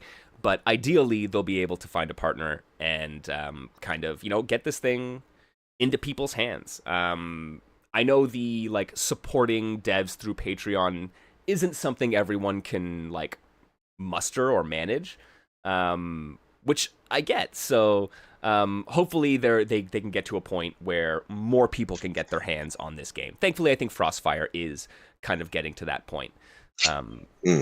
But yeah, I don't know. I love looking at, it's the fighting game adjacent what if, right? It's like what if fighting games, but it's tennis. And so it's yeah, exactly. Right. So even saying, I definitely live in that world. Yeah. So even saying though, hey, what if Fantasy Strike, but way more anime, right? And for me, this is a game made for me. So I don't know. I love it. What are your thoughts? Have you had much experience? You've seen these games at least. Your thoughts on that kind of approach? I think the financing approach is great. I mean, one of the things I was going to say actually is you say that that's not really going to work for everybody or whatever. I'm paraphrasing, but that's true of any financing approach, right? I don't think, you know what I mean? Free to play comes with its own downside, and that doesn't work for some people, Yeah. I remember having to pay hundreds of dollars to be in a beta or an alpha of MMOs in the 90s and shit like that. So, you know what I mean? So yeah, I think just about any financial approach is going to alienate some people, and I wouldn't put that against Patreon as an approach writ large, because that's just how it would be, right? Yeah. There's going to be people who cannot financially, or it's just not amenable for them financially, and that's fine, right? That's just the case, and you as a developer have to work around that and then put that into your consideration when defining a financing model. So there you go. And what do I think about the games themselves? I mean, I think Umbral Core is pretty cool. I think it's very distinct in its look. Looking forward to seeing what's going on there, but I think my heart really does lie truly with Frostfire, because boy howdy, the art style once again is not really for me. But I play Merfight. I'm not really into mermaids either. You know what I mean? There's a lot of no dip in Merfight. I think Merfight's a great looking game, but I'm not really into the central idea. But that doesn't stop me from loving the game. And the same is true, I think, of both of those projects, where it's I don't really care for the art style, but I love how the game is playing, and I think the art style is unique and interesting. So I want to reward that. Mm-hmm. Right? Even if it's not my cup of tea. Oh, for sure. I mean, we you have an interesting I don't know. You can call me a douche. I'm cool with it. No. Just your what draws you to fighting games is very different, I think, than what draws a lot of other people to fighting games. Yeah, I get it. You would play Hitbox Fighter if it was cool mechanically. The visual appeal is not what you're there for, but so many people are there for the aesthetic, right? Mm-hmm. So and I respect the hell out of that, right? Go to town, folks. Enjoy what you want. Yeah, no, right. Not trying to yuck anybody's yum. No, that's exactly it, right? And just to say though that it's it doesn't. An art style that doesn't appeal to you necessarily isn't going to alienate you, because these games are doing something at a core level that is just I'm there for that. Yeah, absolutely. But I know it's funny. I've seen you and Andrea go back and forth between we are characters or polar mechanics? opposites in terms of if you're looking for a player psychographic, I think we are polar opposite. Yeah. We're not really all that different in terms of developers, but polar opposite player. Yeah, for sure. But yeah, no, there is looking at Frostfire, it is one of those games that I think people would push buttons in just because they love the characters and the style. But there is something about it's such a fast-paced, frantic game. I also just want to play volleyball with your head between me and a ghost. You know what I mean? That's another thing, right? It's I haven't seen that before. Oh yeah, no, very, very interesting character archetypes that they're working with there in Frostfire. Every single one of the characters is wholly unique and not your standard. Your big body grappler is not your standard big body grappler. Your puppet character is not your right. It's always just an interesting enough twist to set them apart in those ways. It's that handshake thing we're talking about, right? You're in your core design, you are kind of making a secret handshake with your audience, and the folks who know and appreciate that secret handshake will feel welcome. Yes. Yeah, absolutely. And like that's what's gonna give you your, I don't know, your core audience, your community, your fan base, right? Your Like level core. that is what people are going to gravitate towards a game for. Mhm. All right, we got 2 more here on the list, Mohast. You get. I'll let you pick which one you wanna talk about. There's. I would love to talk about Beasts of Mystery. You can take Area Zero. How about that? Let's do that. Spoilers. All right, Beasts of Mystery is a indie game developed by Mutrex, a really cool both friend of mine and indie developer. They have been working on this game for a bit now, and it shows because there is so much going on, not just gameplay wise, but aesthetically. I know they've been working with some other artists in the indie game space, both in the Fraud Crew and on the Matrified game server. But not to bury the lead, the game is basically what if Cryptid Fighter and like Cryptid Fighter. I don't want to say it's outsider art. It doesn't really have that vibe going for it, but it definitely has some interesting decisions going for it, right? There's no tech roll, but there's OTG. So welcome to 90% combo, get fucked, lol. Like it has, you know what I mean? Like it has that kind of stuff. And as a player, I mentioned it to Matrix, like, hey, if you had a tech roll, this wouldn't be a problem. But it's not a problem, right? Like it's only a problem if it's a problem. Yep. So I'm really enjoying the uniqueness of the game, the way it plays, but clearly the aesthetics, similar to other games you've mentioned, like Resistance, right? And a Heat Wave, stuff like that. Those games, they have such a very unique aesthetic that they're going for, and I am so happy that this game has decided to go for this one. Because to be fair, I was initially against it. I was like, I'm not really liking it. But with the backgrounds and all the characters and everything coming together, it is so, I don't want to say unique, but it's so, there's another word for it. There has to be. If I wasn't such a dumb American, I'd probably have more examples, but and be more eloquent with the words. But yeah, it's just so, it stands out amongst the crowd in a way that I think is necessary these days when there are so many games to play. Right? Yes. There is a lot you can do to attract players, and I think this game is doing it in spades. So, absolutely, it's a lot of fun. I'm looking forward to playing the ape squash or the ape. What is it? Gosh, it's a sloth. Yeah, skunk ape. Skunk ape. Yeah, yep. That's the big character I'm in for. Oh yeah. No, that's super cool. I'm very excited. The skunk ape is huge. Yes. Giant. When I say I'm into big bodies, that's what I want. That's what you mean. Like that is what I want. No. Like Mike Hager, sit down. I want some of this. Yeah. Well, yeah, man. Like you're right. The art style it's like this, almost like notepad scribble, right? And like this is non-derogatory, like complimentary. Right, in a way that it almost reminds me of. It's like a sketch. Yeah, it's what the cops draw when the people describe the cryptid. It's like a police sketch. Exactly. Right. Oh no, that it fits in so well. Absolutely. And kind of like I think the Blackheart has a similar like hand drawn. People call it like an MS Paint fighter in that way, right? And I'm like, okay, what it does, like what the Blackheart does with that style. Beast of Mystery is doing similarly with this kind of sketchbook style, right? Love it. I do absolutely love it. Yeah, I see KO there, like, love the characters, hate the UI. And I think, I would love to see the UI kind of embrace the same aesthetic that the characters and the backgrounds are. Because it's neither of those. It's neither the art style of the background, which is slightly different than what the characters use, or the characters themselves. So it's like, something to complement that, I think, would be an amazing UI choice. Hey, this is for sure early access. Early access, no doubt. Make sure, let Mutrex know what you folks think. yeah, that feedback is hella important.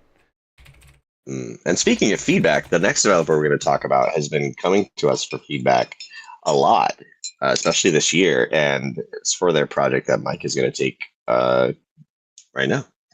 Yes, absolutely. So we have been playing here in the basement a title called Area Zero. Whoops, let me go back here. This is a game that I'm gonna wager Super HC introduced us to this. I'm just gonna go out on a limb and say they're the one who brought it to our attention.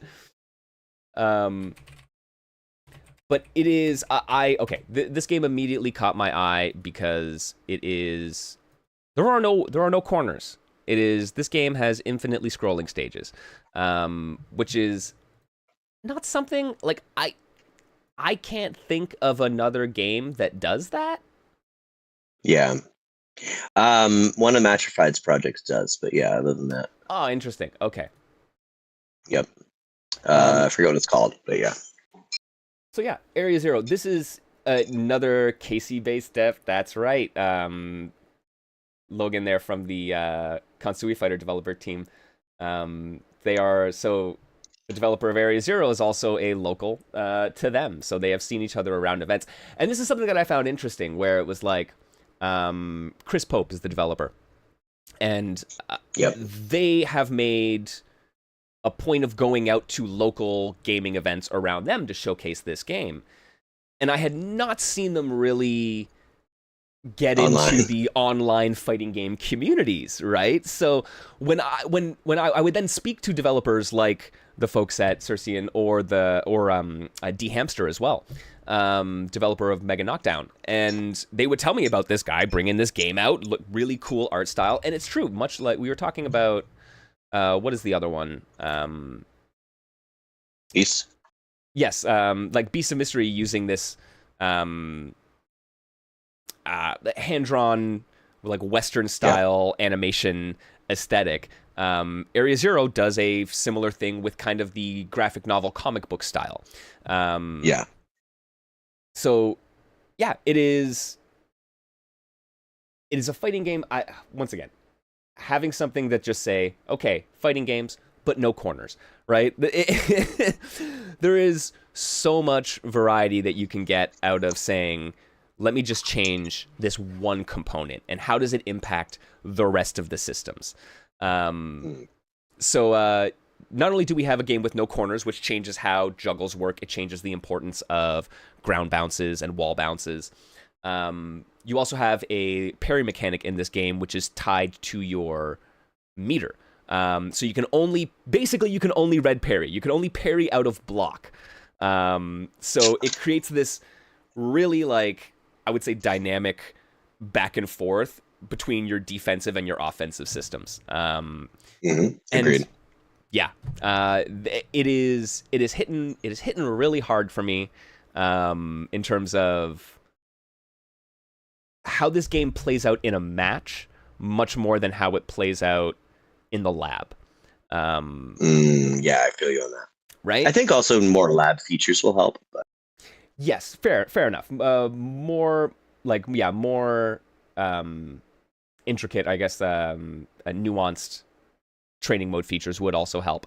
But like so much of the interactions come from the importance of how you react to someone's parry. So you can't really capture what's happening in a match in training mode in that way. But yeah, I don't know. There's it's a very expressive game in terms of how you can use your tools. Right? Like the actual like normal chain system is pretty strict. There's like explicit cancelable things. But then you get to play with how do I link together all of my specials, which it provides a really, and supers for that matter, which provides a really interesting space to explore as a player.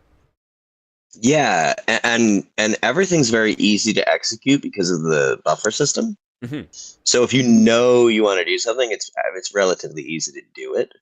Yeah. And I think that opens up the doors for creativity in a way that a lot of other games sort of, you really have to spend a lot of time just doing homework before you can get into the, oh, I get to do something cool. Yeah. Yeah, I think, and yeah, that's it. Like, so many fighting games, and I understand why people might sometimes be turned off by learning a new fighting game, because you're right, there is a pretty high threshold of what you need to know and understand before you can even start getting to those cool interactions, right? And so much of the, I guess, the interesting puzzle solving comes from that solo moment where you get somebody into a combo and they can't really respond, right? So that's kind of where you do all of your investment of learning a game and labbing it out, only to then eventually get to it. But this game kind of short circuits that, and it's like, look, this is how you'd string a combo together. Find a couple interesting ways to use your supers and specials, and then really it's going to be, how do I react with my tools to what's happening in the match? And that's that's a far more interesting puzzle to solve. Yep. I also think I want to mention, for folks who are tired of games going long, this game is fast. It has explosive damage. Yeah, especially if you taunt at the wrong time, you can take double damage and you just melt. Yeah. So be careful. Yeah. Watch yourself. Oh, it's also, to mention that, I kind of took the horse before the carriage, or whatever, the carriage before the horse, idiom before the idiom. But one of the important things about this game is that taunting actually matters, kind of like Third Strike. It's more than just a show voting. You actually get some benefit from it. So. Yeah, absolutely. So I mean, it's right. Red parries, buff taunts. That's some maybe it's a third strikey kind of game, maybe. Yeah, they chose Mortal Kombat sounds to prototype it, but it's definitely a third strikey kind of game. Right, absolutely. Yo, what's going on, Torball? All right, where's my list at? Where are we? I think we're done with early access. We're done with early access. All right, friends. So, we are officially on to the games which got full releases this year. Man, there are some gems in here. I'm going to start off just quickly giving a shout out to Aiding and Nen Impact. Yes. I love me as some Aiding games, man. Are you kidding me? Marvel 3, Fate Unlimited codes, so freaking good. There's something about their game feel. Naruto, yes. Damn, I need to go back and play that game. Yep. So Aiding is, I don't know, they're a favorite fighting game developer of mine, and did they make Bloody Roar as well? I think they worked on one of them at least. Yep. So they worked on another tag fighter. I mean, an active tag fighter, but it's another tag fighter in the Hunter x Hunter franchise. I also enjoy me some Hunter x Hunter. So this is a really cool, just like, I can just lab this game for hours. Yes. It is 100% a like a desert island game for me, right? Where you can just keep going into it because it's so wonky. And the characters are really cool and interesting. Like the kits that are given to these characters, reflect their like actual character really well. But are also super fun to play with. No doubt. Yeah, we need to play this more. Yeah, 100%. But that's kind of like, I mean, I wouldn't say, Aiding's not exactly indie. It is definitely niche, but it is not exactly indie. More on the indie side. Is something like you could just call him poor. Because we could just call them poor. They're not indie, but they're definitely under budgeted. Under budget, underfunded. Yeah, that's for damn sure. Yeah, for sure. Jeez, yeah. Okay. Idea rich, but, we got another one though. We got Iron Saga Versus. Yeah. Tell me a little bit about what you think of Iron Saga Versus, Mohas. Sure. I mean, I can give you the deets first. My understanding is that Iron Saga Versus is a indie game that draws primarily from Japanese, Chinese, and otherwise East Asian robo anime, also known as mecha. It plays much more like Street Fighter 4, however. Yeah. And I think people are loving it in a way that like I don't think other Street Fighter 4 inspired games are really getting the attention. I don't know if that's necessarily because of the robot aesthetic or what. It's not for me, right? I don't care what the aesthetics are, as we've established, but the game plays really, really well. It's super fun. It's got kind of a almost a what would you call it? What's the Mortal Kombat X thing? Variations. It's got kind of a variation system, right? You can tech out your robot with 2 different variations, and that drastically changes how they play. Like, for example, on screen you can see Dan Kuga. That's one of my characters. He either can have a assortment of ranged projectiles that can be chained together, or you can have a switch technique between a sword and grappler form. So it's like very interesting in that you have, I don't know how many characters now, maybe 20 or so, but then each of those characters have 2 drastically different play styles. It's got some very interesting mechanics, right? Like if you get a counter hit, you get a free EX for a short amount of time. It's got I think a basically FADC, but then you lose access to meter, right? There's a lot of mechanics that Street Fighter players are going to be comfortable with, but it comes together in this very cohesive package that is both aesthetically pleasing and also incredibly fun to play. Yes. I mean, put that on the box.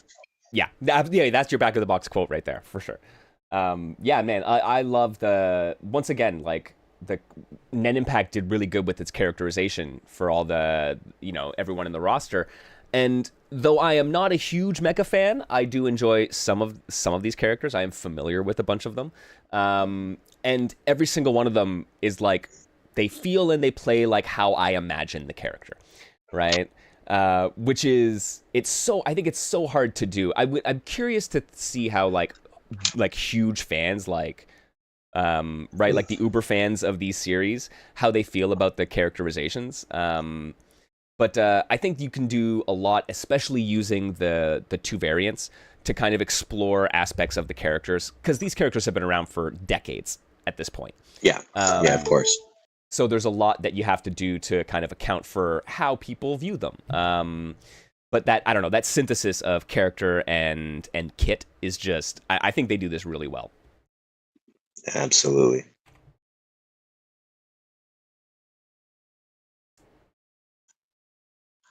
All right. You want to take another one of these, Mohas? Maybe. Yeah, sure. Okay, so. Oh, go ahead. Oh no, I was gonna steal one. Oh no, to steal away. I was gonna suggest you take the Steamy Dev options. Oh, you. Genki and Skeletons. Oh, I didn't realize that was. Oh my God, I'm such a bad fan. Yeah. So I know nothing about Skeletons, but I can go off about Genki. So Genki Break is. What if small virtual fighter, and it is so fun. It's kind of low poly. I don't know how else to describe it. Low button count, but that's already virtual fighter in a get go. And there's a what would you call it? Like a stamina vibe. You have a stamina bar, I believe, and every action you take potentially puts you closer to getting knocked out. And so you have to juggle that between actually KOing your opponent. Thank you for putting some gameplay up, so I'm actually remembering how this game plays. I love this game to death, but it has been a bit. Yeah, there's like tag fighter stuff added too that I'm not familiar with. But yeah, and new fighters have entered the arena. When I played originally, there was only 4 players or 4 characters. But yeah, as you can see, there's like the yellow bar, that's their stamina. The more you do stuff, the more it takes away your stamina. And if you knock down your opponent and they have no stamina, they're just out. Round's over, no matter what their health is. Yep.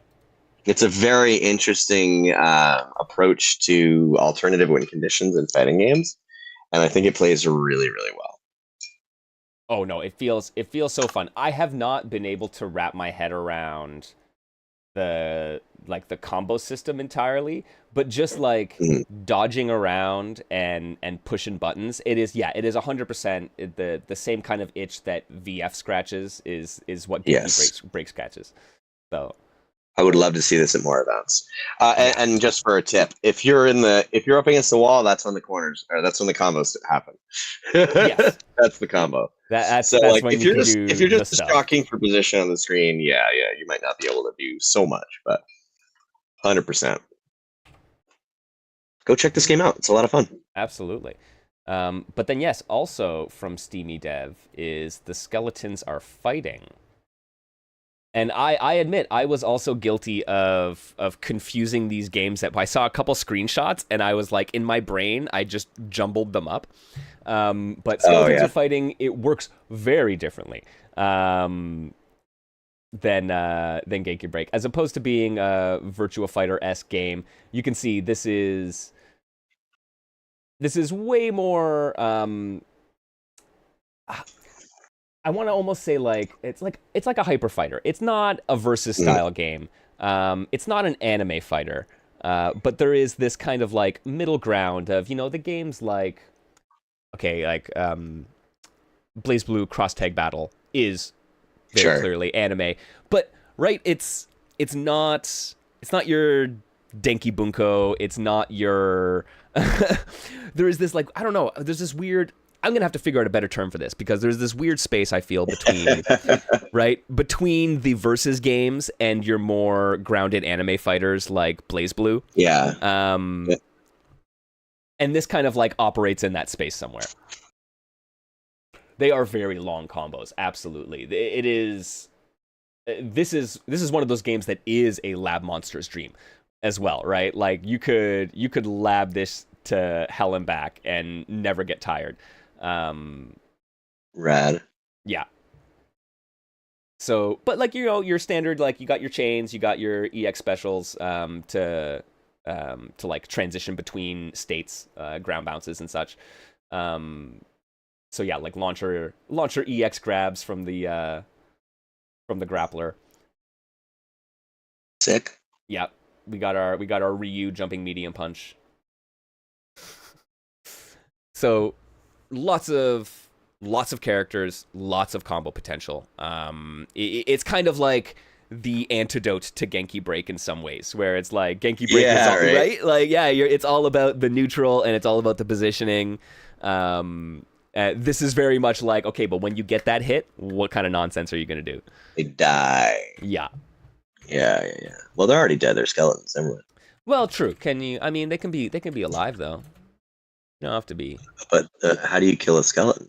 I mean, I don't know. if It's a lot. You undo the magic. You can animate a skeleton. I would consider that alive. Okay, and then you just unanimate them. And then yeah. Okay, got it. That's where the unalive is. That's why that term came. Oh, yeah. God damn it, that makes a lot more sense. You're There still you undead, go. but now you're unalive. Whoa. To be fair, unalive would be interesting, but it's not now that science has killed it with the stupid. Damn you, technology. Could have been a cool term. Alas. All right, we got 3 more games here on our list of full releases. Do you want to take one of them here, Mohast? Yeah, I don't mind. Why don't you just? Oh, what is it? That, and that. Yeah, I'll take on the last one. So, Fight.exe is a lot like The Skeletons Are Fighting and Genki Break insofar as it is a low poly. How do I say this politely? Fucking weirdo game, and it is a lot of fun. It is the kind of game that like you look at it and you're like, oh, this goes beyond fighting games in a big way. Mm-hmm. It is definitely a fighting game. You can play it against other people, but if you want a weird ass experience, play the story mode, right? Like, oh yes. There are some games out there that I recommend just because it's a fever dream and you need to play it. This is in that realm. It's also just a really fun fighting game underneath it all, right? It's got some interesting character. Delphia Denny is one of my favorite characters. Got one of my favorite voice lines in all of fighting games. But ultimately, yeah, it's kind of like a game you can't describe too much. You have to just play it. Yeah, Yes, the best way to describe it is you can watch a movie called Manos: The Hands of Fate in the during a background match. of one of the stages during a match, and that's that. There you go. Yeah. What else?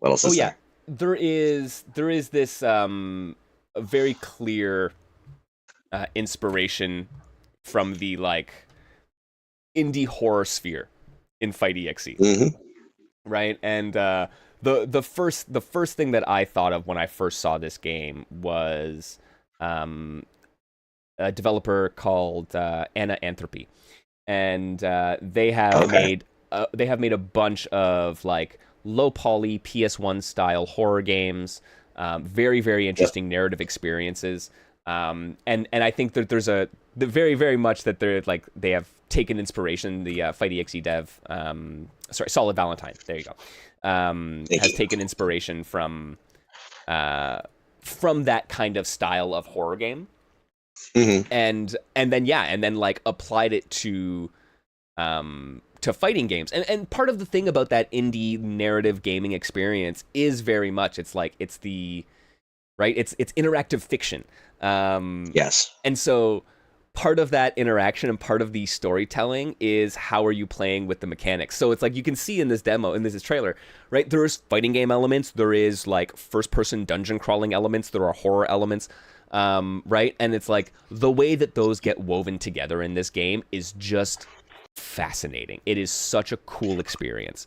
So highly recommend that you check it out. I don't want to spoil even too much about it, other than to say there is a really dope like weirdo DOS fighting game, but then there's this whole like single player narrative experience, and that is just it is worth going through to see for yourself. So definitely go check this one out. It reminds me of Pony Island, but you don't have to learn how to program. It's very interesting. Yeah, you might have to learn how to press some buttons in a fighting game, but you don't have to learn how to program.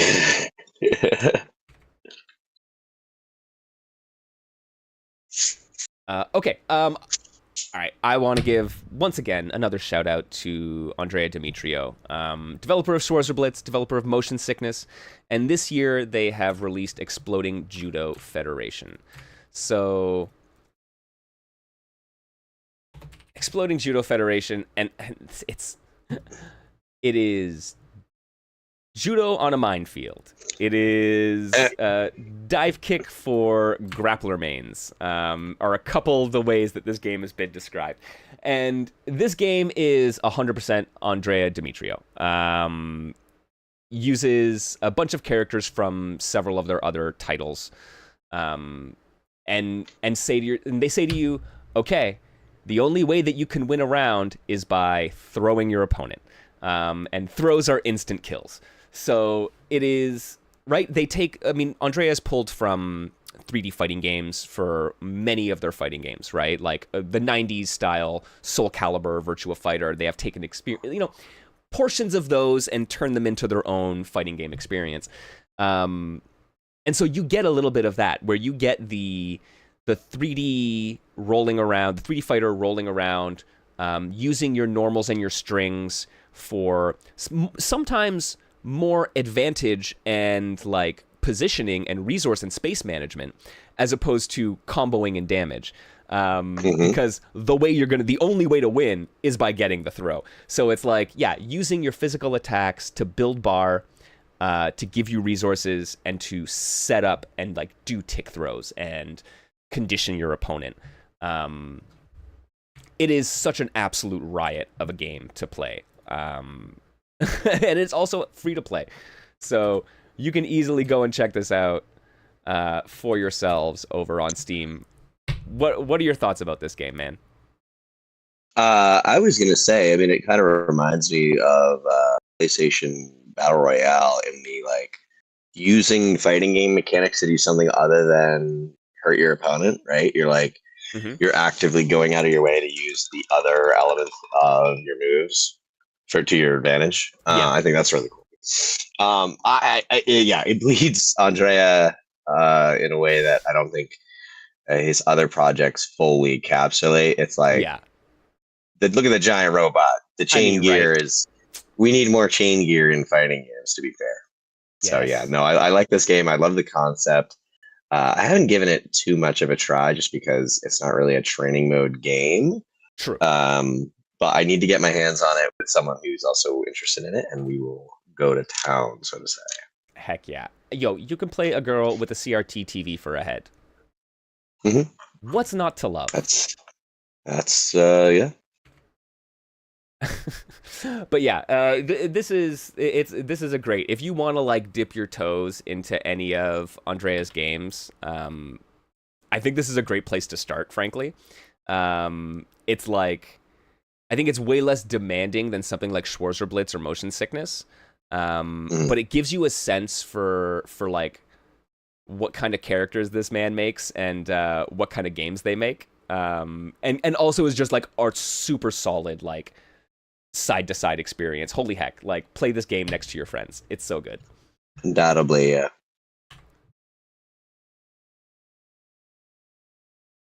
All right, which I think this leaves us with our final game of the year. So, Monochromatic Hermit has been working on Heatwave for several years now. Heatwave was the first game to be featured on a Niche Fighter Monday. So kind of fitting, right? The very first one. So kind of fitting that as the game is finally released, it'll be the last game that we're talking about here today for our recap of 2025.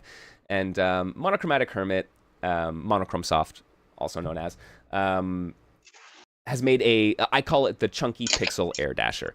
It is like super low pixel, like low pixel count, Atari style graphics almost.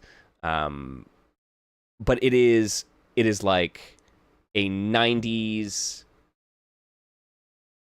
fighting game through and through. I think Mono has done such an amazing job of looking at that moment in time where fighting games kind of started to crystallize in like the mid 90s, and we're like, okay, let me kind of give this a polish of with some modern sensibilities, and then make the most delightful cast of queer characters that I have seen on this side of I don't even know what.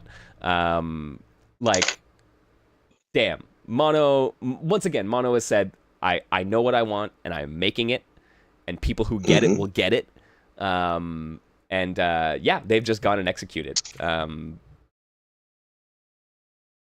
Thoughts on It's a great game. Yeah. I mean, it's Guilty Gear with nipples, and it's just like, it's super fun. It's the kind of game that I love playing against people just as much as I love labbing. Mm-hmm. I think that's an important distinction because as a lab rat, right, I do sometimes just prefer to be alone in some games. Yep. But that's not to say that that's to say that those games are bad, but this game really does capture the I'm actually having a ton of fun, and doing the stuff I'm doing on my opponent probably won't also make them super upset at the same time. So I can play more than one match against a person. Yep. No, it's true. I will say, even those times where I am just getting trounced by someone who has like really figured Heatwave out, I am like just enamored by what they are doing. It is always such a spectacle. There's so many it is very much a if you want to do it, you likely can do it kind of game.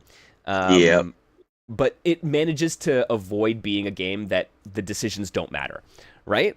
Yes. It's That's not a good way to say that, yeah. It's not like you're just like always going to be like, I just hit AAA and then that's the game.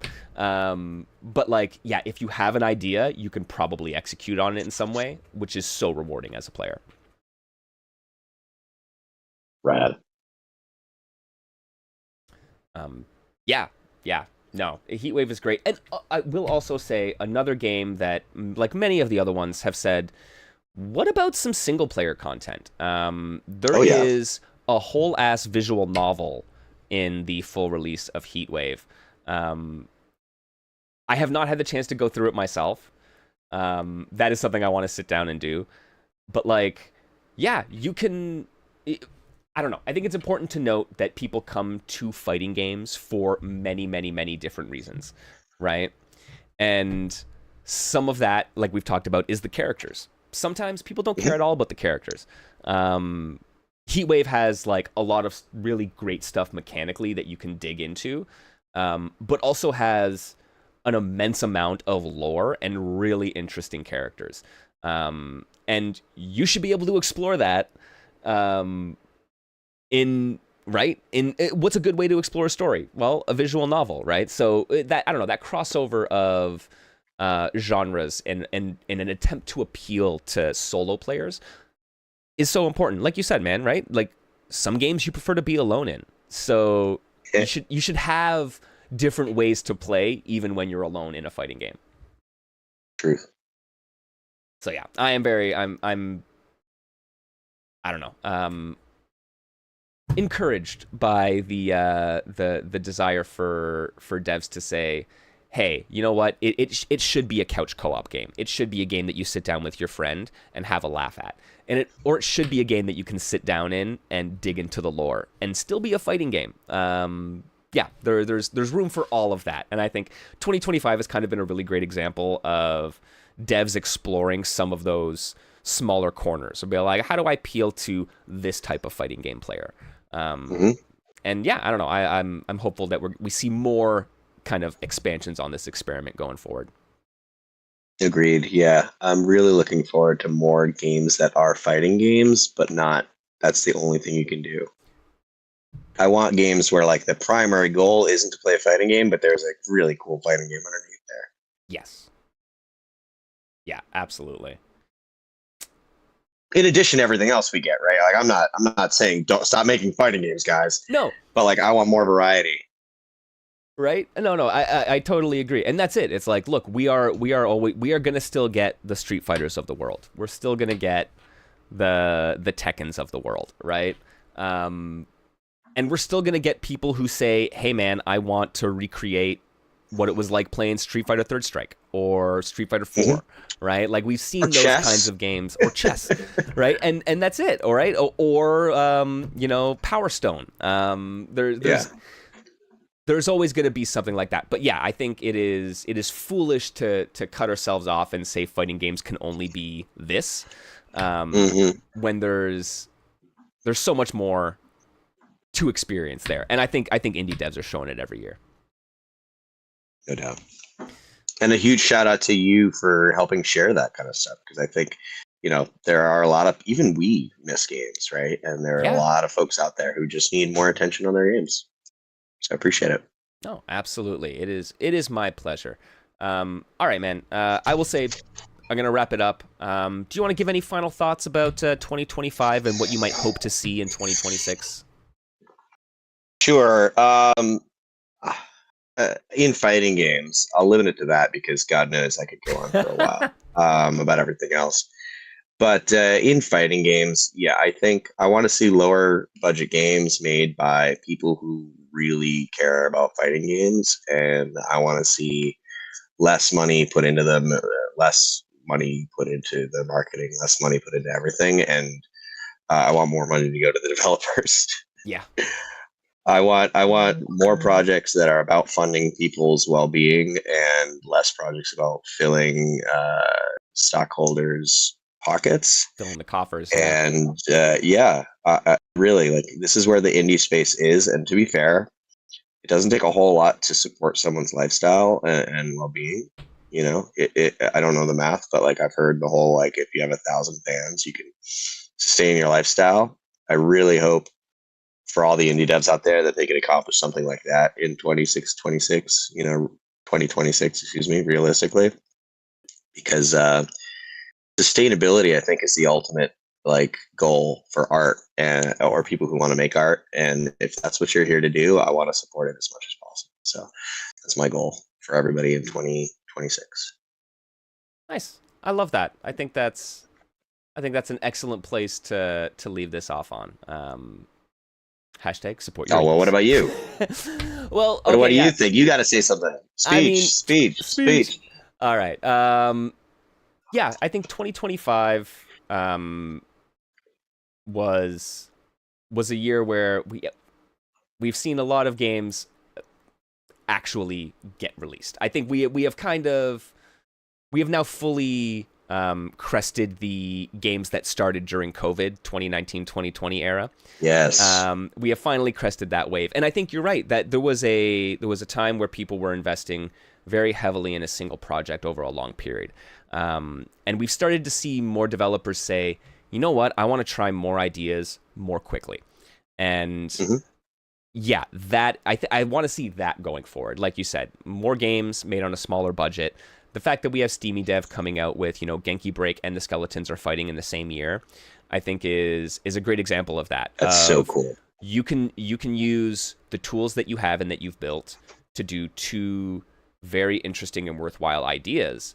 And I would be curious to talk to Steamy Dev just to see how what they have felt the success was with that. But yeah, reaching out and doing more quicker. We should think smaller in scope, but like you said, you can still hit sustainability at that small scope.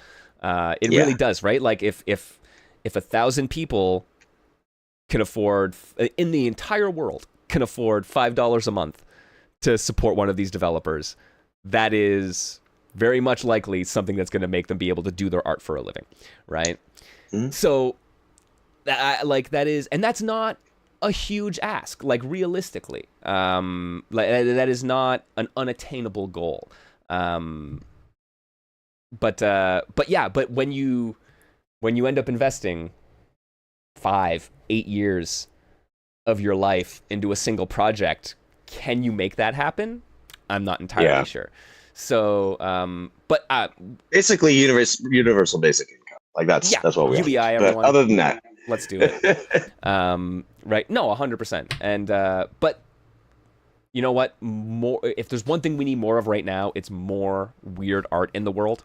So I want to see devs make that game. It doesn't have to be the biggest experience ever. It doesn't have to be, everything to everyone for all time. But you can make something, and it can be for people, and they will be there to support you. So more ideas coming to fruition is what I'm hopeful for in 2026. Sounds good. I don't want to have to wait 5 years for my favorite developer's next game. Yeah, and I don't want them greedy. to have to wait for their next paycheck either. Yeah, exactly, Like, right? Ultimately, because that's what it is. So there you are. I want to just say for the community, I can't speak for everyone, but I think I can speak for a lot of folks to say I really appreciate you, Mike, for doing everything you do, and the fact that you continue to do it into this year. I really appreciate that. You're not just a pillar of the community in terms of niche fighting games, but now you're out there working in the industry a little bit more sort of undercover ways. And I really appreciate that you're a force for good in that arena as well. So thank you, Mike, from the bottom of my heart and from the rest of the community. Thank you for what you do. Thank you very much. That truly means a lot. I'm glad that I'm in the position I am to do what I can, and hopefully we can just make more good stuff happen for our community. Yeah. That's the goal. Absolutely. All right, my friends. And thank you all for watching. We really appreciate it. Yes, that's exact. You took the words out of my mouth. Thank you so much for coming through, everyone. Thank you so much for being here every Monday and all the other times I come on and stream. This community has been fantastic. It has been like 5 years in the making and in the building. And I don't know. I think it's only going to get better. So make sure you come into the Discord. Support us where you can, friends. If you have it within your means, we got the Patreon. You can drop a sub here. Any bit is appreciated, including just being here, hanging out, lurking, all that good stuff. So thank you, everyone, for joining me here in 2025. I will see you all in 2026. Stay safe out there, everyone. Be kind to yourselves. Be kind to each other. And I'll catch you next time in the basement. Have a good day.